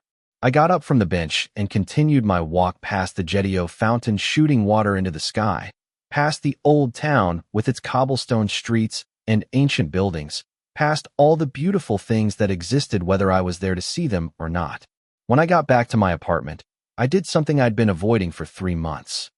I unpacked the last box, the one I'd been pretending didn't exist, the one shoved into the back of the closet, the one labeled, Pictures, Living Room. Inside were all the framed photos from our apartment, our wedding picture, vacation snapshots, that photo of us at Marcus's birthday party where we were both laughing at something I couldn't remember anymore. All the visual evidence that Sarah and I had been happy together once, or at least had looked happy together, which might be the same thing or might not be. I took them out one by one, looked at them, really looked at them, and realized something. I didn't hate these photos. I didn't feel anger looking at them. They were just pictures of two people who tried to build something together and didn't quite make it. That was okay. Not everything has to last forever to have mattered. I kept one picture, the wedding photo. Not to display I wasn't that sentimental, but to keep, to remember, to have as evidence that I had been loved once, even if that love hadn't been enough to sustain a marriage. The rest I packed back into the box and labeled it storage. Maybe someday I'd want to look at them again. Maybe I wouldn't. Either way, they didn't need to be in my daily life anymore. I was just finishing up when my phone buzzed one more time. No Sarah this time, an automated news alert. Tech venture solution files for bankruptcy following CEO scandal and investor pullout. Derek's company was officially finished. Done. The final nail in the coffin of an empire built on lies and other people's money. I should have felt something about it. Satisfaction, maybe vindication, but mostly I just felt neutral. Derek's downfall wasn't my victory. It was just a natural consequence of his choices catching up with him. The universe balancing its books like I'd thought before. I closed the news alert and looked around my apartment. It was still mostly empty, still mostly unfurnished, still mostly a work in progress. But the boxes were unpacked now, all of them. And tomorrow I decided I would go buy real furniture. Maybe a couch that didn't require assembly, maybe some art for the walls, maybe some plants, even though I'd probably kill them. Maybe all the small things that turn an apartment into a home. Outside my window, Geneva was settling into the night. The lights were on. The city was alive, and somewhere in all that life there was room for mine, too. I had come here to escape, but maybe what I'd really done was arrive. 3 weeks passed. 3 weeks of silence from Sarah. 3 weeks of watching the Derek Morrison scandal fade from the headlines and become just another cautionary tale about tech hubris and personal deceit. 3 weeks of deliberately not checking Sarah's social media to see if she was back online yet. 3 weeks of actually living my life in Geneva instead of just surviving in it. I bought furniture, real furniture, a couch from a Swiss designer whose name I couldn't pronounce, but whose aesthetic spoke to me. Clean lines, comfortable, the kind of thing that looked like it belonged in a real adult's apartment. A dining room table, even though I ate most of my meals standing at the kitchen counter. A bookshelf that I filled with books I'd been meaning to read, and a few I'd already read twice. I joined a gym. I made friends with a British expat named James, who worked in finance and had a dark sense of humor that reminded me of Marcus. I started playing pickup basketball on Sunday mornings with a group of international professionals who didn't care about my past and only cared if I could hit a three-pointer. I usually couldn't, but I was getting better. I went on a date, just one. A woman named Elise, who worked at the same firm, different department. She was smart and funny and spoke 4 languages and seemed genuinely interested when I talked about legacy software systems, which should have been attractive, but somehow wasn't. Not because of her, because of me, because I realized halfway through dinner that I was comparing her to Sarah, which wasn't fair to either of them. I didn't ask for a second date. She didn't seem disappointed. Work was going well, challenging in the way I needed it to be. My boss was impressed with how quickly I'd integrated with the team. There was talk of extending my contract, maybe making the position permanent. Geneva was expensive, but the salary was more than comfortable, and I was beginning to understand why people stayed in Switzerland even though everything costs 3 times what it should. Life was fine, not ecstatic, not transformed, just fine, which was actually pretty great considering where I'd been 6 months ago. I was making coffee on a Saturday morning. Still too much coffee. That habit hadn't changed. When my phone rang, unknown number, international. I almost didn't answer, assuming it was spam. But something made me pick up. Hello, Daniel. The voice was unfamiliar. Female, older, an American accent with something else underneath it. I'm Margaret Chun. I hope I'm not calling at a bad time. Margaret Chun, Amanda's mother, the woman who had crashed Sarah's wedding and detonated Derek's life. Mrs. Chun, I said, trying to keep my voice neutral. This is unexpected. I imagine it is. I hope you'll forgive the intrusion. I got your number from Sarah. She said it would be all right to call, but if you'd rather I didn't. No, it's fine. I'm just surprised. What can I help you with? I heard her take a breath, considering her words. I wanted to talk to you about Sarah actually, and about my daughter, and about the whole terrible situation that has brought us all together in this strange way. I sat down at my new dining room table. This felt like a conversation that required sitting. Okay, I said. I'm listening. First, I want you to know I've spoken to Sarah several times over the last few weeks. She reached out to me from Tahoe. We've had some very honest conversations about what happened, about her role in it, about my daughter's pain. She's a remarkable young woman, Daniel. I'm sure you know that. I do. She told me about you, about your marriage, about how you've been helping her navigate this situation despite having every reason to let her suffer alone. That speaks to your character. I didn't do anything special. I just listened.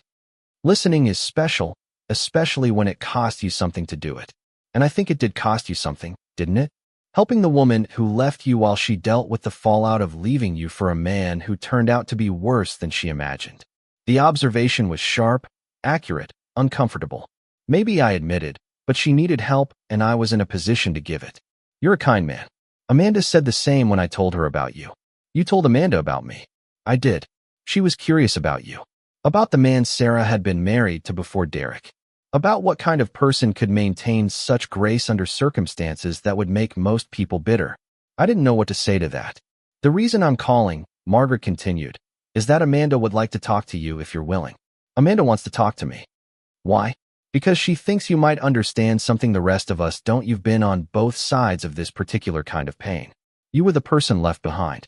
And now you're helping the person who left you while she deals with being the person who was cheated on. Amanda thinks that perspective might be valuable. Valuable for what?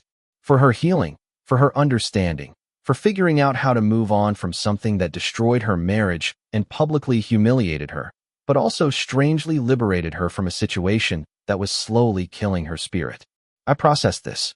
Amanda Morrison, trauma surgeon, Derek's legal wife, the woman whose marriage had imploded alongside Sarah's near marriage, wanted to talk to me about pain and perspective and moving on. Mrs. Chun, I appreciate the call, but I'm not sure I'm the right person for this. I'm not a therapist. I'm just someone who's been trying to figure out his own mess. That's exactly why you are the right person. Amanda doesn't need therapy right now. She has a wonderful therapist. She needs to talk to someone who understands what it's like to be betrayed by someone you loved and then have to watch that person be betrayed by someone else.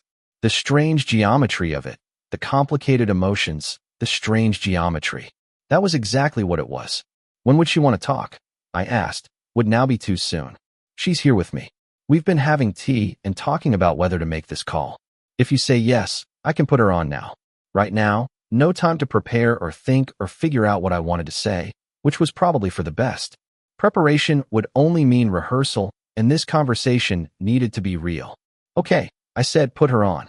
I heard muffled sounds. The phone being handed over. A woman's voice saying, "Thanks, Mom," in the background. Then, Daniel. This is Amanda Morrison. Her voice was different than I'd expected, warmer, less formal than the professional headshots had suggested. There was a hint of exhaustion in it, but also something else. Strength. Maybe the kind that comes from surviving something you didn't think you could. Dr. Morrison, I said. Thank you for I'm not sure what to thank you for. Actually, this is unusual. She laughed. It was a real laugh, slightly self-deprecating. It is unusual, extremely unusual. I'm calling my ex-husband's mistress's ex-husband to talk about shared trauma. If someone had told me 6 months ago that this is where my life would be, I would have had them examined for a head injury.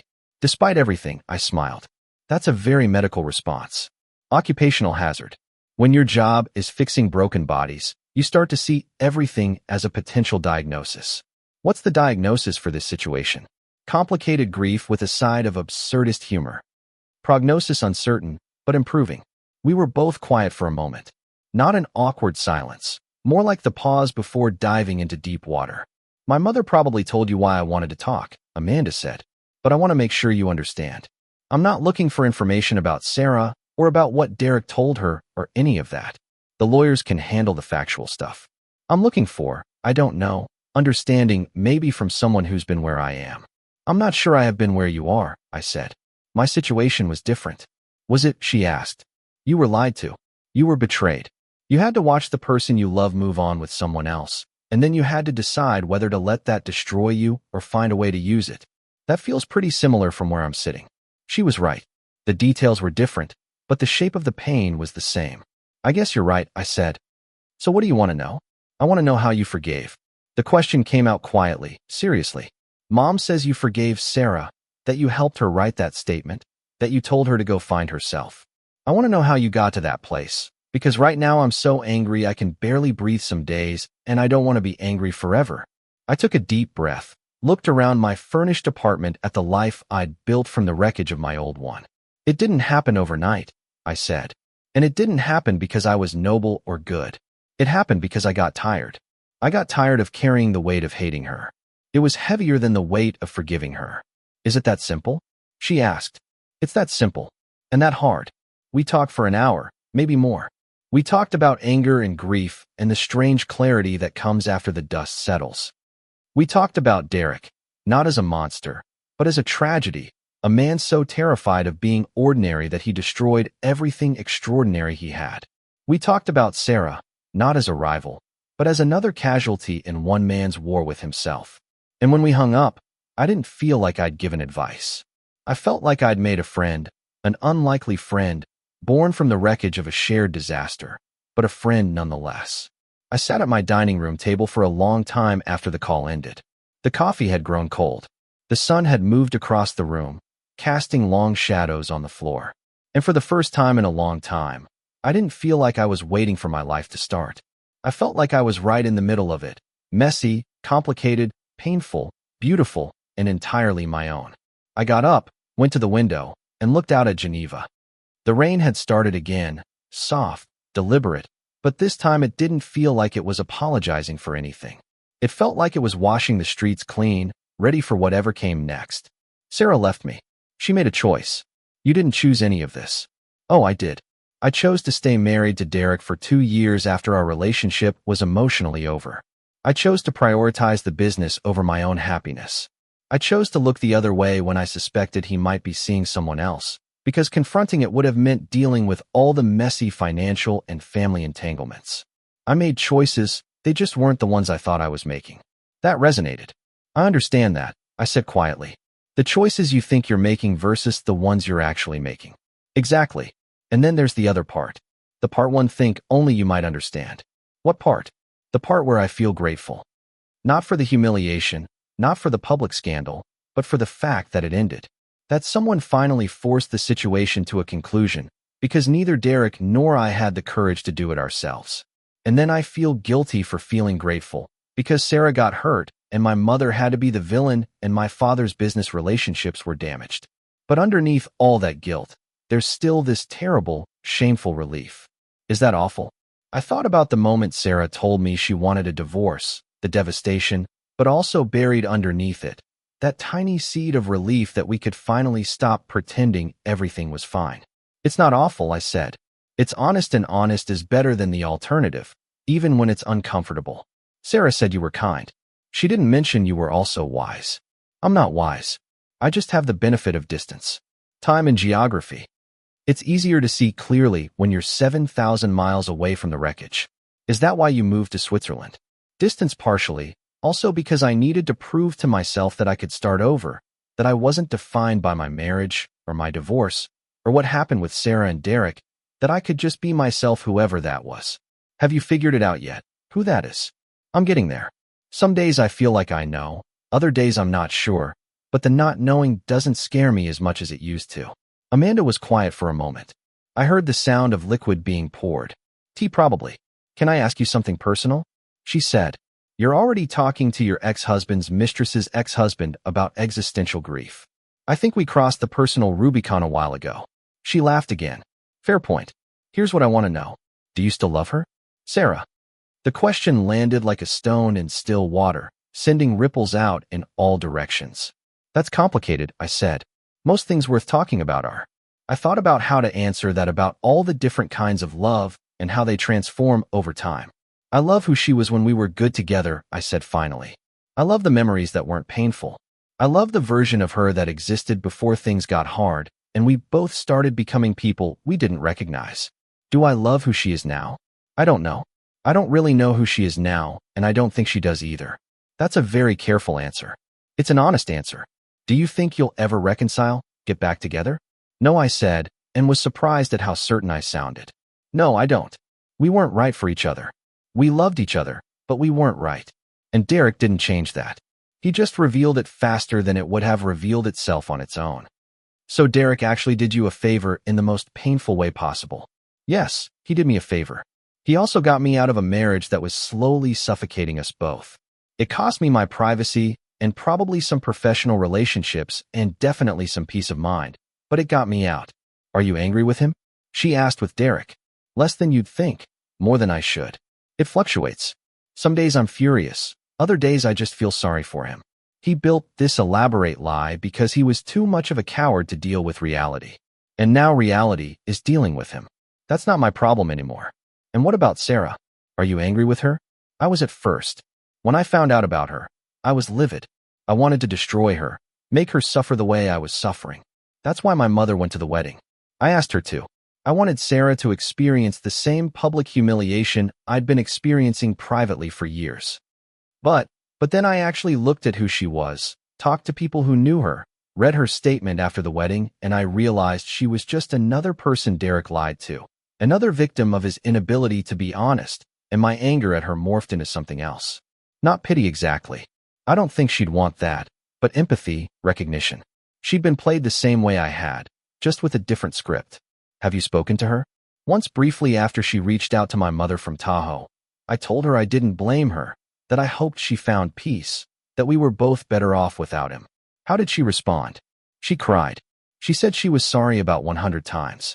I told her she didn't need to apologize anymore, that the apology was accepted and we could both move on. That was generous of you. It was self-preservation. I can't heal while I'm carrying around anger at everyone involved, so I'm choosing to let it go. Some days are easier than others. I know that feeling. We talked for almost an hour about Derek and his bankruptcy filing, about the SEC investigation that was ongoing, but likely wouldn't result in criminal charges, about Amanda's decision to take a year-long sabbatical from the hospital and travel for a while, about her father's business, and how he was handling the scandal with the stoic pragmatism of someone who had seen worse in his 60 years of business, about how strange it was that trauma could connect people who had no business being connected. Can I tell you something? Amanda said as we were winding down. Something I haven't told anyone else, not even my therapist. Of course, I'm glad this happened. Not the way it happened.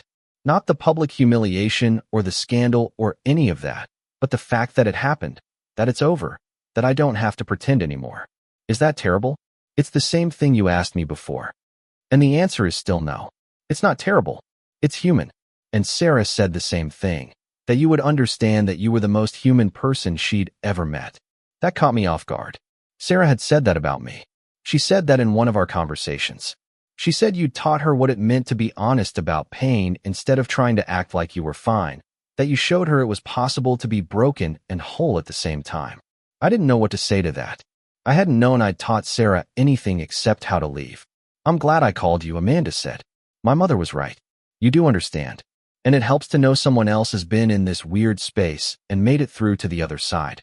I'm not all the way through yet, I admitted. Some days I think I am. Other days I wake up and remember everything, and I have to decide all over again whether to be angry or sad or just neutral. What do you usually choose lately? Neutral. It's less exhausting. That sounds like wisdom to me. Or just fatigue. She laughed. Maybe wisdom is just what we call fatigue with perspective. We talked for a few more minutes, exchanged email addresses, promised to keep in touch in the way people do when they probably won't, but appreciate the sentiment. Anyway, after we hung up, I sat at my dining room table with my cold coffee and thought about the strange constellation of people Derek's lies had brought together. Sarah and I, Amanda and Margaret, all of us orbiting around the wreckage of one man's inability to tell the truth. My phone buzzed a text message from an unknown number, but the message told me who it was. I'm Amanda. Thanks for talking to me today. You helped more than you know. Also, Sarah is coming back from Tahoe next week. She wanted you to know that. Said she'd reach out when she's ready. Sarah was coming back. After 3 weeks of silence, pine trees, and whatever work she'd been doing in that cabin, she was coming back to her life. I typed a reply to Amanda. Thanks for the heads up and thanks for calling. I hope you find what you're looking for on your travels. Then I sat there, looking out at Geneva, at the life I'd built here, at the furniture I'd bought, at the friendships I'd started and the routines I'd established. And I thought, I'm ready. Ready for Sarah to come back to her life while I continued to build mine. Ready for whatever came next. Ready to be okay with not knowing what that was. The sun was setting over the lake, turning the water gold and orange and pink. It was beautiful. I was here to see it, and that was enough. Sarah came back from Tahoe on a Wednesday. I know this because Marcus sent me a text. Your ex-wife is back in civilization. Saw her at the coffee shop near her place. She looks different. Good, different. Calm. I didn't reply right away. I just stared at the message, trying to figure out what I felt about it. Relief that she'd survived her self-imposed isolation and seemed better for it. Anxiety that she'd reach out and I'd have to navigate whatever our relationship was becoming. Curiosity about what she'd discovered about herself in those 3 weeks of silence. All of the above, probably. Good for her. I finally typed back. Did you talk to her? Briefly, she asked about you. Asked if I'd heard from you. I said yes, but didn't elaborate. Figured that was your business. Not mine. Thanks. She seemed like she wanted to say more, but she didn't. Just got her coffee and left. She seemed like someone who'd done some serious work on herself. I believe that. Sarah wasn't the type to hide out in a cabin for 3 weeks without emerging somehow transformed. She was too deliberate for that, too intentional. The question was, what had she transformed into? I went about my day work meeting with a client about database migration, lunch with James from the gym, where we argued about whether Swiss chocolate was really better than Belgian chocolate or if it was just marketing. Evening run along the lake, pushing myself harder than usual, trying to outrun the thoughts that kept circling back to Sarah. She didn't call that day or the next. By Friday, I'd convinced myself she wasn't going to call at all, that maybe the work she'd done in Tahoe had led her to the same conclusion I'd come to, that we needed to stay in our separate lives, wish each other well from a distance, and let the past be the past. I was making dinner, actually cooking, not just reheating takeout, which was progress when my phone rang. I watched her name on the screen for 3 rings before I answered. Hi, I said. Hi. Her voice sounded different, clearer somehow, less freighted. Is this a bad time? I'm making pasta. It can wait. You're cooking? Actually cooking. Don't sound so surprised. I'm capable of basic survival skills. I know. It's nice that you're cooking, that you're settling in over there. Silence. The kind that feels full instead of empty. How was Tahoe? I asked. Transformative. Brutal. Necessary. All the therapy words. She paused. Can I tell you about it, or is that too much to ask? I turned off the stove. This wasn't a pasta-making conversation. You can tell me, I said. I heard her take a breath, settling in. The first week was the hardest, she began. I spent most of it crying, just crying, not even about Derek, specifically, about everything, about the divorce with you, about my career choices, about how I'd been playing a part in my life instead of living it, about how I'd spent 32 years trying to be impressive instead of trying to be real. That's a lot to process. It is, but there was something about being alone with it that helped. No distractions, no one to perform for, just me and the truth, and a lot of uncomfortable feelings. What did you find out? That I've been running from myself for as long as I can remember. That every relationship I've ever had, including ours, especially ours, was partly about wanting someone else to define me because I was too scared to define myself. That I latched onto your stability because I didn't have my own. Then I latched onto Derek's success because I thought that would make me successful. Her voice cracked slightly on the last sentence, but none of those things were real, she continued. They were just borrowed identities. And when they were gone, I was left with the question I'd been avoiding my whole adult life. Who am I when I'm not someone's wife or girlfriend or partner? Who am I alone? Did you find an answer? I'm finding one. Still finding it, but I know some things now that I didn't before. Like what? Like I'm stronger than I thought. Like I can sit with silence and not run from it. Like I don't need to be impressive to be worthy of love, including my own love. Like I'd rather be alone and authentic than partnered and performing. I felt something shift in my chest. Pride maybe, or recognition. The feeling of seeing someone you care about finally see themselves clearly. That sounds like real growth, I said. It feels like it, terrifying, but real. I spent a lot of time thinking about you, actually, about our marriage, about how patient you were with me when I was being someone I thought I should be instead of someone I actually was. I know. Let me finish, please. I need to say this. I waited. I didn't value you when I had you. I know I've said that before, but I don't think I really understood it until Tahoe. You were present, you were honest, you were yourself. And I resented you for it, because your authenticity highlighted my performance. You weren't trying to be anything other than who you were. And I was exhausting myself trying to be everything I thought I should be. I wasn't perfect, I said. I was complacent. I let things slide that I should have addressed. I enabled your performance by not calling it out. Maybe, but you were real, and I couldn't handle real. I needed fantasy. I needed Derek's promises of a bigger life, a better life, a more exciting life. And look where that got me. It got you to Tahoe, which got you to this clarity. Maybe Derek was just a really expensive therapist. She laughed. It sounded like relief. The world's worst therapist. He committed fraud, destroyed his career, and charged me the price of a wedding for the privilege of learning I deserve better. At least you learned it. Yes, at least I learned it. We were quiet for a moment. I could hear her breathing, steady, calm. I talked to Amanda, she said. She told me she called you, that you talked. We did. It's remarkable actually, handling this all with incredible grace. She is. We had coffee yesterday, the first time we'd ever met in person. It was surreal. Sitting across from the woman whose husband, I'd almost married, talking about betrayal and healing like we were old friends catching up. How was that? Better than I expected. She's not angry with me. Not anymore, at least. She said she understood what it was like to believe Derek's lies, because she'd believed them herself for years. Different lies, but the same basic mechanism. He was good at telling people what they wanted. To hear he was. I agreed until he wasn't. She told me something interesting. She said crashing the wedding was the bravest thing she'd ever done. Not because it was hard, though it was, but because it meant accepting that her marriage was over publicly, that she couldn't hide behind the fiction anymore, that she had to face the truth in front of everyone she knew. I thought about Margaret Chin walking to that microphone, the calculated courage of that moment. I get that, I said. Sometimes the bravest thing you can do is stop pretending. Is that what you did when you moved to Geneva partially? I stopped pretending I could fix something that was already broken. I stopped pretending I could make you love me in the way I needed to be loved.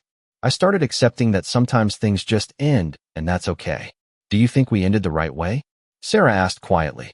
Or do you think there was a better way to do it? It was a vulnerable question. Honest, I think we ended the only way we knew how. I said, could it have been kinder? Probably. Could we have communicated better? Definitely. But we were both doing the best we could with what we knew. And what we knew was limited by our own fear and pain and inability to be fully honest with ourselves, let alone each other. That's very generous. I'm feeling generous lately. It must be something in the Swiss water. She laughed again, the sound getting lighter each time. I miss you, she said suddenly. Not in a romantic way, not in a let's get back together way. I just miss having you in my life. You were my best friend before you were my husband, and I lost both when we got divorced. The admission hung there between us, honest and raw. I miss you too, I said. And I meant it. But Sarah, I don't know if we can be friends. No, not yet. Maybe not ever. There's too much history, too much pain, too much complexity. I know. I just wanted you to know that I care about you. That these last few weeks having you to talk to meant everything. Even if it can't continue. It can continue, I said, surprising myself, just differently, with boundaries, with honesty about what we can and can't be to each other. What can we be? I thought about that, about Amanda calling me, about the strange connections that trauma creates, about how people can care for each other without being together. We can be two people who loved each other once, and who still care about what happens to the other. We can check in occasionally, share updates, be genuinely happy when good things happen, be supportive when hard things happen, but from a distance, with our own separate lives firmly in place. That sounds healthy. It does, doesn't it? I'm surprising myself with how healthy I'm being. Switzerland is good for you. It really is. Turns out distance and chocolate are excellent therapists. We talked for another hour. She told me about her plans. She was quitting her job, the one where she'd met Derek, because staying felt like living at a crime scene. She was thinking about changing careers entirely. Maybe going back to school, maybe doing something completely different. She didn't know yet, but she was okay with not knowing. She'd signed up for therapy, real therapy, twice a week with someone who specializes in relational trauma and identity issues. She was selling the apartment. Too many memories, too much association with the Derek. In that version of her life, she was starting over, basically in the way that I had. What about Derek? I asked. Have you heard from him? He tried calling a few times while I was in Tahoe. Left voicemails, emails, the usual apologetic garbage. My lawyer sent him a cease and desist. He hasn't contacted me since. Good, the bankruptcy is still going through. His company is being liquidated. Richard Chun is buying up some of the assets for pennies on the dollar, which feels appropriate somehow. Derek is probably going to end up with almost nothing. Do you feel bad about that? No. Should I? No, just checking. I feel neutral about it. He made choices. Now he's living with the consequences. That's not my problem anymore. The echo of Amanda's words. Both women arriving at the same conclusion about the same man. And you? Sarah asked. Are you dating? Seeing anyone? I went on one date. It didn't go anywhere. Why not? Because I spent the whole time comparing her to you, which wasn't fair to her or to me. I'm sorry. Don't be. It was useful data. It told me I'm not ready yet. Maybe I won't be for a while, but someday, when I can meet someone and see her for who she is, instead of who she isn't, when I can bring my whole self to something new instead of just the parts that aren't done healing from something old, you've really been doing the work on yourself. I had to. The alternative was staying bitter forever, and that sounded exhausting. We were winding down. I could feel it. The conversation coming to its natural close. Daniel, Sarah said. Yes. Thank you for everything. For being kind when you didn't have to be. For helping me when you had every reason not to. For being the kind of person who chooses decency over revenge. You didn't owe me any of that, but you gave it anyway. You don't have to keep thanking me. I know, but I want to. I want you to know it mattered. You mattered. You still matter. You matter too, Sarah. And I hope you find whatever it is you're looking for. I really do. Likewise, I hope Geneva gives you everything you need. It's getting there. We said goodbye. Not a final goodbye, just a goodbye for now. An acknowledgement that we would probably talk again someday. But not soon.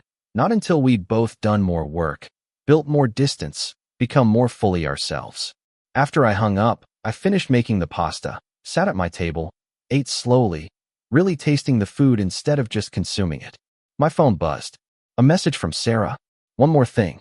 Amanda said to tell you that if you're ever in San Francisco, she'd like to buy you coffee. She said you're the only person who might understand what she's going through. I think she might be right. I smiled. The strange constellation of people Derek's lies had created, all orbiting each other in unexpected ways. Tell her I'd like that. I replied. And Sarah, take care of yourself genuinely. You too, Daniel. Build your life. Be happy. You deserve it. I put my phone down, finished my pasta, cleaned my kitchen, and then did something I hadn't done in months. I opened my laptop and started to write. Not about Sarah, not about Derek, not about any of that, just thoughts, observations, reflections on what it means to start over, on the difference between running away and running towards something, on how sometimes the end of something is just the beginning of something else you didn't know you needed. I wrote for 2 hours. Let the words flow without judgment or editing. I let myself be honest about the pain and the growth and the strange, winding path from married to divorced, to helping my ex-wife through her own crisis, to sitting in Geneva, eating pasta alone and feeling surprisingly okay. When I finally stopped, I had 15 pages of something. Not a diary entry, not a memoir, just truth written down, made real by being named. I saved it, closed the laptop, looked out at Geneva, lit up against the night sky, and thought, this is what healing looks like, not dramatic, not transformative in an instant. Just small moments of being okay, of being yourself, of being alone without feeling lonely, of making pasta and meaning it, of talking to your ex-wife and holding boundaries, of writing the truth and letting it exist without needing it to be anything more than it is. Tomorrow I would wake up and do it again. Build my life, make my choices, be myself, and that would be enough. 2 months passed like water flowing downstream. Inevitable, constant, occasionally turbulent, but always moving forward. Sarah and I texted occasionally, brief updates. She'd enrolled in a graduate program in clinical psychology. Turning my disasters into credentials, she joked. She'd moved into a smaller apartment in Oaklawn. She'd taken up rock climbing of all things. She sent me a picture of herself halfway up an indoor wall, smiling, looking more like herself than I'd seen her in years. I sent her pictures of Geneva, the lake, my finished apartment, a terrible attempt at making Ross that had somehow turned into cement. Our messages were friendly, boundaried, healthy, according to my own therapist. Yes, I'd started seeing one too, because Switzerland takes mental health seriously and my insurance covered it, and I figured if I was doing the work anyway, I might as well do it properly. Amanda had emailed twice, once to share an article about healing from public humiliation she thought I'd appreciate. Once to let me know she'd decided to do a surgical fellowship with Doctors Without Borders, starting in 3 months. Turns out fixing bodies in crisis zones is easier than fixing my own life, she'd written. But at least it's useful. I'd written back both times, brief but genuine. We weren't friends exactly, but we were something. Fellow survivors of the Morrison experience, members of an exclusive club no one wanted to join. Derek himself had gone quiet. No more interviews, no more public statements. Marcus would report occasional sightings. Derek in a coffee shop looking diminished. Derek in a grocery store buying instant noodles. Derek apparently working as a consultant for a tech startup that probably didn't know his full history yet. Free, that joy at another's misfortune I'd expected to feel, never materialized. Mostly I just felt nothing. Derek had become irrelevant to my story, which was its own kind of victory. Work was going well, my contract had been extended. I'd been invited to speak at a conference in Zurich on modernizing legacy systems. I'd made real friends, James and his wife Sophie, a couple in my building, a woman named Claudia, who worked in my department and shared my appreciation for terrible action movies. I was building a life, a real life, not a placeholder while I healed, not a temporary shelter, a real life with routines and friendships and a favorite bakery and Sunday morning basketball games and a barista who knew my order. I was fine. More than fine, actually. And then, on a Tuesday night in late January, my phone rang with a number I didn't recognize, but a location I did. San Francisco, I answered cautiously. Hi, is this Daniel Chin? A man's voice, professional, formal. This is E. My name is Robert Walls. I'm an attorney at Walls & Associates. I represent Dr. Amanda Morrison in her divorce proceedings with Derek Morrison. My stomach sank. Okay, I said carefully. What can I help you with? I'm calling because a situation has arisen that requires notification of certain parties, and you are one of those parties. Do you have a few minutes to speak privately? I looked around my apartment, very alone, very private. I do. What's this about? I'm calling to inform you that Derek Morrison has filed a lawsuit against multiple parties, including yourself. The words didn't compute at first. Derek was suing me. Why? I'm sorry. Can you repeat that? Derek Morrison has filed a civil lawsuit alleging defamation, tortious interference, and conspiracy. The named defendants are Dr. Amanda Morrison, Margaret Chin, Sarah Chun, and you, Daniel Chin. The suit was filed yesterday in San Francisco Superior Court. I sat down. That's insane. I haven't done anything. I haven't even been in the same country as Derek for months. How could I? Mr. Morrison's lawsuit alleges that the four defendants engaged in a coordinated effort to destroy his reputation and his business. It claims that you specifically provided information to Sarah Chun that was used to turn her against him, that you conspired with Dr. Morrison and her mother to publicly humiliate him, that you bear partial responsibility for his bankruptcy and loss of income. I actually laughed. It wasn't funny, but it was so absurd that laughter was the only possible response. That's not even remotely true. I was in Switzerland when all of this happened. I barely knew what was going on until after it was over. I never spoke to Amanda or Margaret until weeks after the wedding. I never told Sarah anything except to get a lawyer and protect herself. I believe you, Mr. Chun. And frankly, this lawsuit is frivolous, but it's also real, and you will need representation to respond to it. What does Derek hope to accomplish with this? He has no money. His company is bankrupt. What does he think he's going to get? My assessment. This isn't about money. It's about blame. Mr. Morrison is a man who has lost everything and he needs someone to blame besides himself. So he's blaming everyone around him. The lawsuit will likely not survive a motion to dismiss, but you will still need to formally respond. I rubbed my face with my free hand. This was insane. Completely insane. What do I need to do? You'll need to retain counsel. I can provide you with recommendations for attorneys who practice in California. Jurisdiction requires California representation, since that's where the suit was filed. You'll need to file a response within 30 days of being formally served. I haven't been served. You will be. Process servers have been dispatched to all defendants. Since you're in Switzerland, service may take longer, but it will happen. What if I just ignored it? Default judgment, which would be very bad. Please don't ignore it. We talked for another 20 minutes. He gave me names of lawyers, explained the likely timeline. He assured me multiple times that the lawsuit was nonsense, but that nonsense still required a legal response. After I hung up, I sat in my apartment, staring at nothing. Derek was suing me. Derek, who had committed fraud, destroyed his own company, lied to everyone in his life, was suing me for ruining his reputation. The audacity was breathtaking. My phone rang again. Did you get a call from a lawyer? She asked immediately. About 30 seconds ago. Me 5 minutes ago. Different lawyer. Same news. Derek is suing all of us. Did you hear what he's claiming? Conspiracy, defamation, tortious interference, complete fiction. It's insane. I never conspired with anyone. I didn't even know Amanda existed until the wedding. I know. The lawyer said it probably won't survive a motion to dismiss, but we still have to respond. This is going to cost thousands of dollars. Daniel. Legal fees to defend ourselves against a lawsuit we did nothing to deserve because Derek can't accept that he blew up his own life. I could hear the panic in her voice. The old Sarah, the one who needed everything to be controlled and managed and fixed immediately. Sarah breathed. We'll handle this. The lawsuit is frivolous. Any competent attorney will get it dismissed. But what if they don't? What if this drags on for months? What if Derek actually convinces a judge that we're responsible for his failures? That won't happen. The facts don't support it. Derek lied on legal documents. Derek committed bigamy. Derek's business partners pulled out because of his actions, not ours. The truth is on our side. The truth didn't stop him from filing the lawsuit. In the first place, she had a point. Have you talked to Amanda? I asked. Not yet. Her lawyer called just before I called you.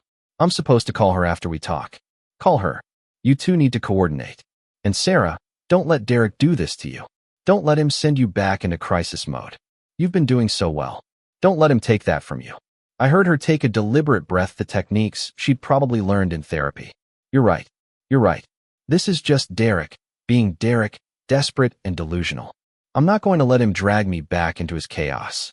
Good. Get a lawyer. Let them handle it. Focus on your life, your program, your rock climbing, all the things that are actually moving you forward. And you, are you okay? Was I okay? I did a mental inventory. Angry. Yes. Frustrated. Definitely. But also strangely calm, because this was Derek's move, not mine. His choice, not mine, his desperate attempt to rewrite history, which wouldn't work because reality doesn't care about revision. I'm okay, I said. I'm annoyed, but I'm okay. This is an inconvenience, not a crisis. How are you so calm about this? Why, I'm 700 miles away. Because I have a life here that Derek can't touch. Because his lawsuit doesn't change anything real. It's just paperwork and posturing. The truth is still the truth. Sarah, Derek lied. We were lied to. He faced consequences. That story doesn't change just because he files a lawsuit. God, when did you get so zen? With all, I'm zen. I'm just tired of giving Derek power over my emotions. He's already taken enough from me. He's not getting this too. She was quiet for a moment. Thank you, she said finally, for calming me down again. I promise I'm getting better at managing my own crises, but apparently I still need you sometimes. That's what boundaries are for. I can be supportive without being consumed. You can need help without being dependent. We're figuring it out. We are, aren't we? After I hung up, I called Marcus. You're not going to believe this, I said when he answered. Derek is suing you. How do you already know? Sarah's lawyer called me. Wants to depose me as a witness about your whereabouts and knowledge during the whole situation. I told them you were in Switzerland being sad about your divorce, not in San Francisco masterminding elaborate revenge plots. That's accurate. Also, Derek is an idiot. Even his own lawyer probably told him this lawsuit was stupid. But desperate people do stupid things. What do you know about it? Beyond the basic facts. Marcus paused. I heard the click of a keyboard. I may have done some digging after the lawyer called. Derek filed the lawsuit pros. What's that mean? It means he's representing himself. No lawyer would take this case because it's garbage and he can't afford them anyway. So Derek, in his infinite wisdom, decided to write his own lawsuit. Apparently it's a mess. Rambling, emotional, reads more like a diary entry than a legal document. Are you kidding me? Nope. I found a copy online. It's public record.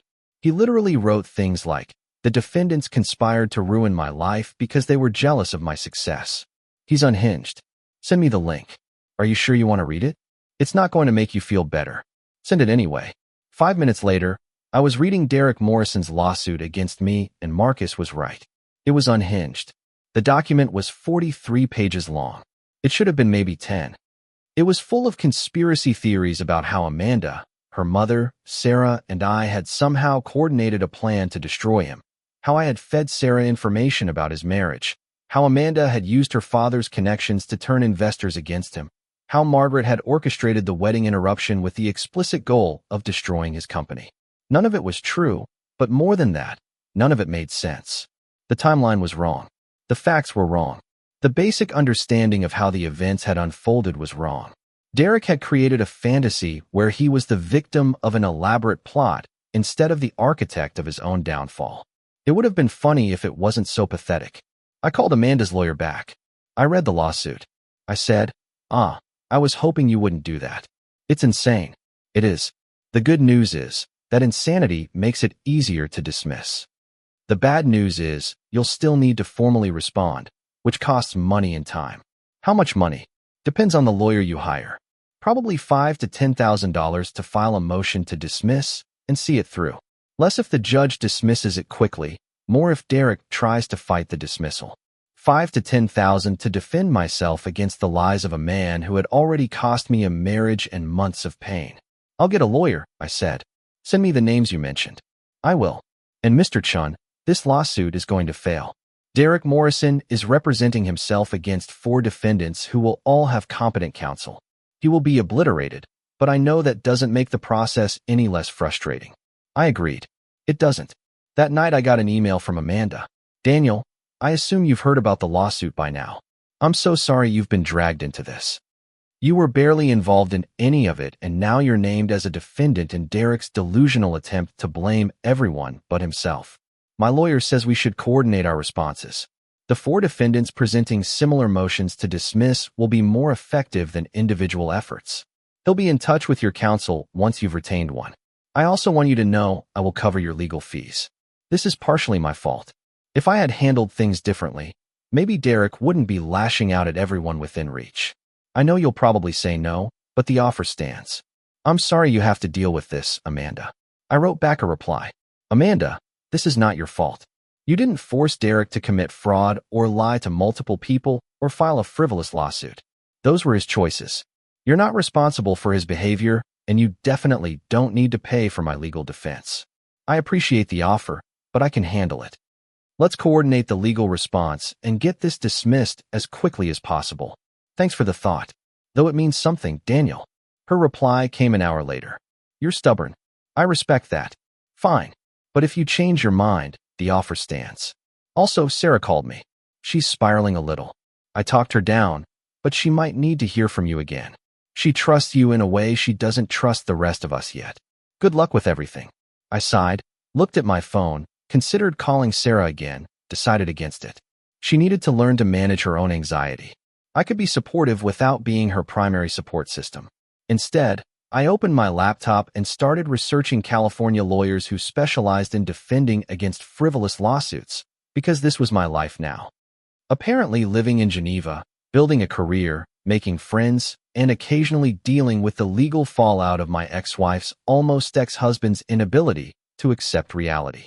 It was absurd, it was frustrating, but it was also temporary.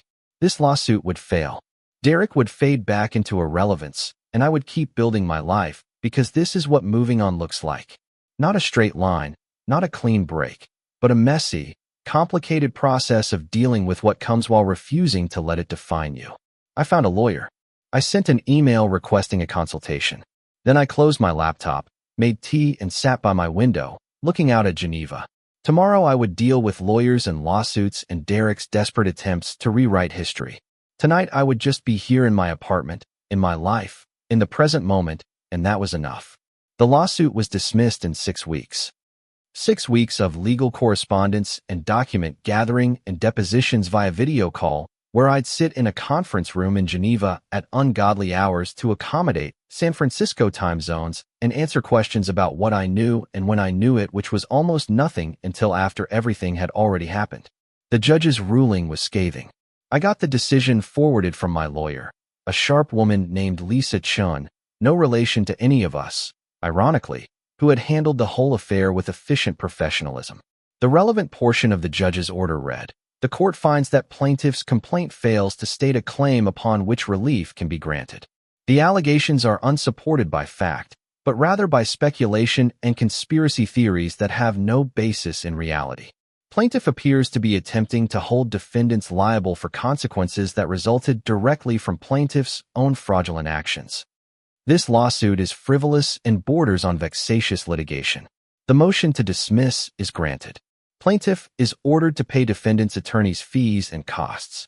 Derek would have to pay our legal fees, which meant that Derek, who was already bankrupt, now owed approximately $40,000 to the 4 people he tried to sue.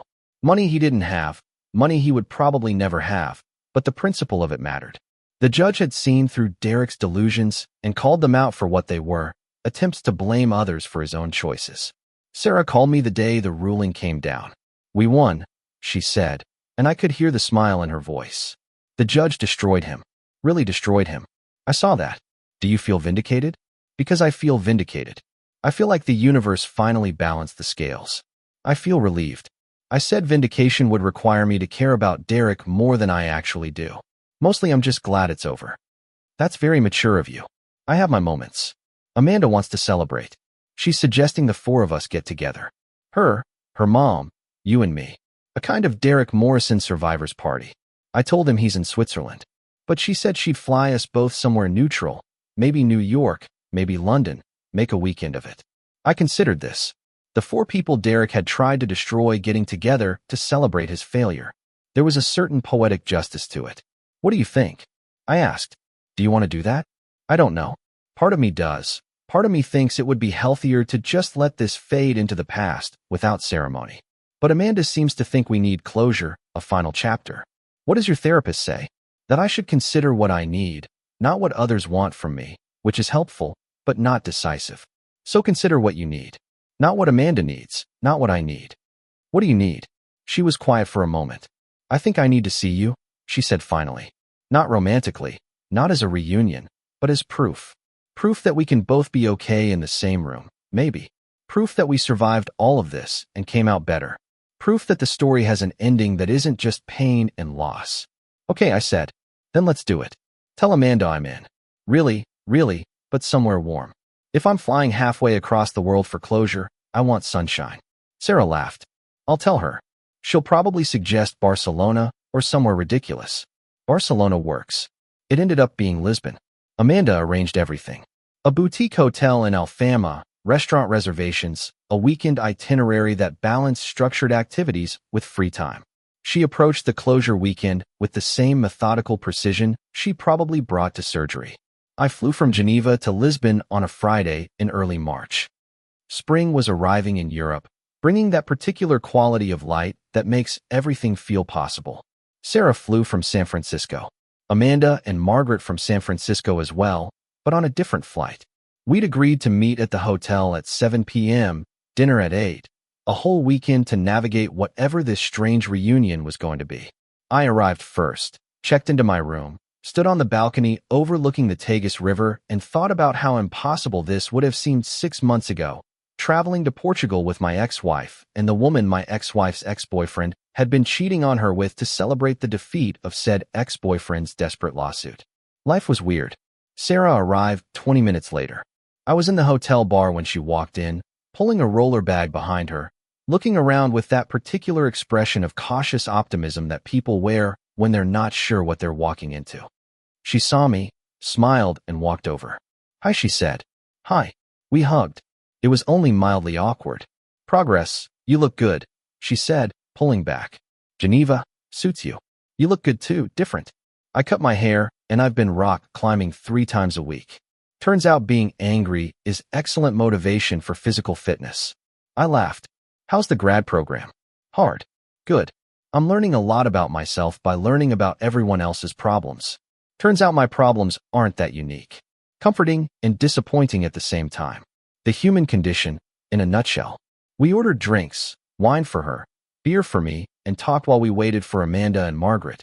The conversation flowed easily, surprisingly. We talked about Sarah's program, my job, the absurdity of Derek's lawsuit, everything except the complicated history between us. That could wait. Amanda and Margaret arrived together, looking like they'd come from somewhere important. Amanda in a sleek black dress, Margaret in stylish charcoal gray, both carrying themselves with the particular confidence of women who had survived a public scandal and emerged stronger. Introductions were made handshakes, the slight awkwardness of meeting people you've only known through crisis and phone calls. We moved to the restaurant, a small place in Barro Alto that Amanda had found serving traditional Portuguese food with modern twists, the kind of place where the menu required explanation and trust. Over dinner, we talked around Derek at first, safe topics, travel, work, the beauty of Lisbon, the weather. But eventually, inevitably we got back to why we were really there. It was Margaret who broached it, setting her wine glass down with a deliberate purpose. I think we should address the elephant in the room, she said. Or rather, the absent man who brought us all together, Derek. Amanda looked at her mother. Do we need to? We can't just have a nice dinner and move on. We can, Margaret said, but I don't think we will. Not completely. Not until we acknowledge what happened and what it meant. Sarah shifted in her seat, uncomfortable, but attentive. Fine, Amanda said. So let's acknowledge it. Derek lied to all of us. He manipulated situations to serve his needs. He hurt people. He faced consequences. The end. Can we move on now? We can. Margaret pressed.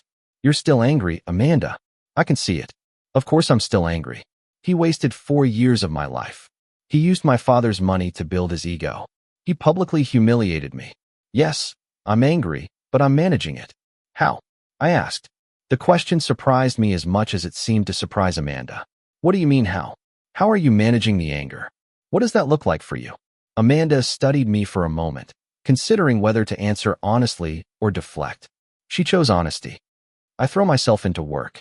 I've been picking up extra shifts at the hospital. I signed up for the Doctors Without Borders Fellowship specifically because it's somewhere with no internet and no way for Derek or anyone associated with him to find me. I'm literally going to a war zone to get away from my feelings.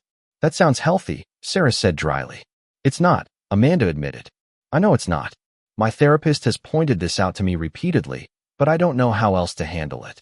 I'm good at fixing broken bodies. I'm terrible at fixing broken emotions. You don't fix emotions, I said. You just let them be there. Let them exist. Stop trying to solve them. That sounds like something a therapist would say. It is my therapist specifically. But it's true. You can't surgery your way out of grief or anger or humiliation. You just have to feel it until you don't feel it as much anymore. Margaret looked at me with something like approval. Have you done that work? No. Feeling the feelings. I'm still doing it, I said. It's not done. I don't know if it's ever done, but I'm better at sitting with the discomfort now. Better at not running from it. Unlike some of us, Amanda said, but she was smiling faintly, self-aware. Sarah had been quiet, but now she spoke. I've been angry too, she said, with Derek, with myself, with the whole situation. But underneath the anger, I think what I really feel is shame, humiliation. I fell for someone who was lying to me about literally everything important, and I didn't see it. What does that say about my judgment? It says you're human, Margaret said. It says you trusted someone who presented himself as trustworthy. That's not a character flaw. It's not. I should have known, though. I should have seen the signs. There were no signs to see, Amanda said. Derek was good at compartmentalizing. He kept his lives separate. I didn't know about you for 2 years, and I was married to him. If I didn't see it, how could you? Sarah looked at Amanda, really looked at her. 2 women who had loved the same man, both deceived by him, both suffering because of his choices. I'm sorry, Sarah said quietly. For my part, in your pain, I know I didn't know, but I still participated in hurting you. I'm sorry, I know, Amanda said. I accepted your apology months ago, but thank you for saying it again. They held eye contact for a moment, some kind of understanding passing between them. What about you, Daniel?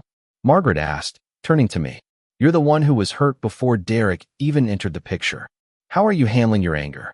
I thought about that, about the divorce and the betrayal and the months of feeling like I wasn't enough. I'm not angry anymore, I said. At least not most days. Some days I wake up and remember everything and I feel that old resentment. But mostly, I just feel neutral. Sarah leaving me hurt. Sarah leaving me for Derek hurt more. But it also gave me permission to leave too, to build something new. I'm grateful for that in a strange way. You're grateful I left you? Sarah asked. Not grateful you left me. Grateful for what came after, for Geneva, for the person I'm becoming there, for learning I could survive something I thought would destroy me. If you hadn't left, I might have stayed in a marriage that was slowly suffocating us both. You were brave enough to end it.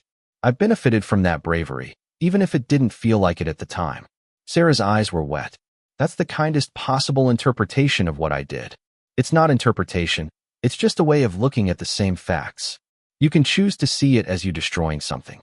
I can choose to see it as both of us being liberated from something that wasn't working. Margaret raised her glass to freedom. And however we find it, we all raised our glasses, toasted, drank. The dinner went on. The conversation shifted. We talked about future plans. Amanda's fellowship in South Sudan, Sarah's program and her rock climbing, my potential permanent position in Geneva, Margaret's work on various nonprofit boards. We talked about everything except Derek. He'd become irrelevant. A footnote, the thing that brought us together, but no longer defined us. After dinner, we walked through Alfama.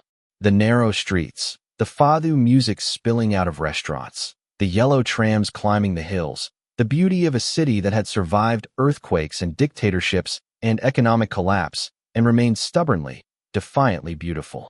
We ended up at a miraduro overlooking the river, the 4 of us standing there, watching the lights reflect on the water.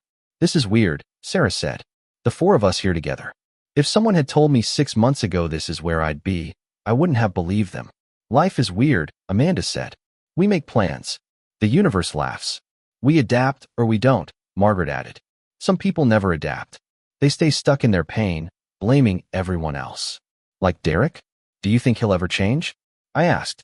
Do you think he'll ever take responsibility? No, Amanda said flatly. He'll spend the rest of his life believing he was wronged, believing he was the victim. That's who he is, and that's not our problem anymore. It never was. I said his choices were always his. We just got caught in the blast radius. We stood there in silence for a while. For people brought together by a shared trauma, standing on the edge of Europe looking out at the Atlantic Ocean. I'm glad we did this, Amanda said finally. This weekend, this closure. I wasn't sure we needed it, but I think we did. I agree, Sarah said. I feel lighter. Like I can finally let go of this. What about you, Daniel? Margaret asked. Do you feel closure? I thought about that word, closure. The idea that stories have endings, that pain can be resolved, that you can shut a chapter and move on cleanly. I don't know if I believe in closure. I said, I think we carry everything with us. Every experience, every relationship, every wound.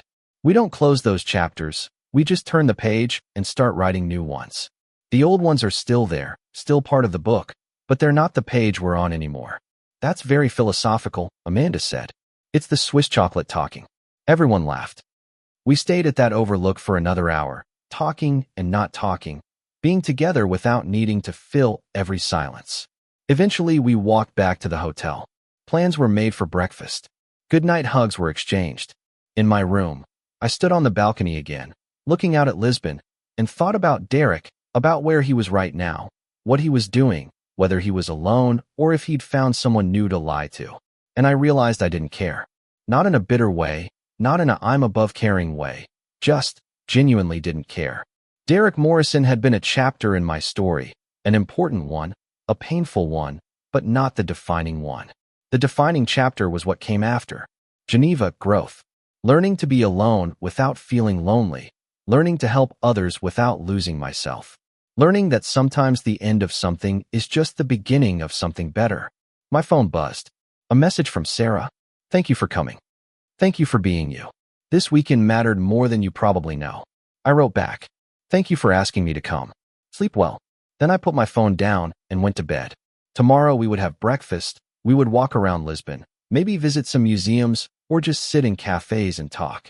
And then we would all go back to our separate lives. Sarah to San Francisco and grad school. Amanda to her fellowship, Margaret to her work, and me to Geneva. To my apartment with the real furniture and my well-being and my friends and my Sunday basketball games. To my life, the one I'd built from the rubble of the old one, the one that was mine. And that was the real closure. Not a weekend in Lisbon, not a judge's ruling, not even Derek's downfall, just the quiet certainty that I was.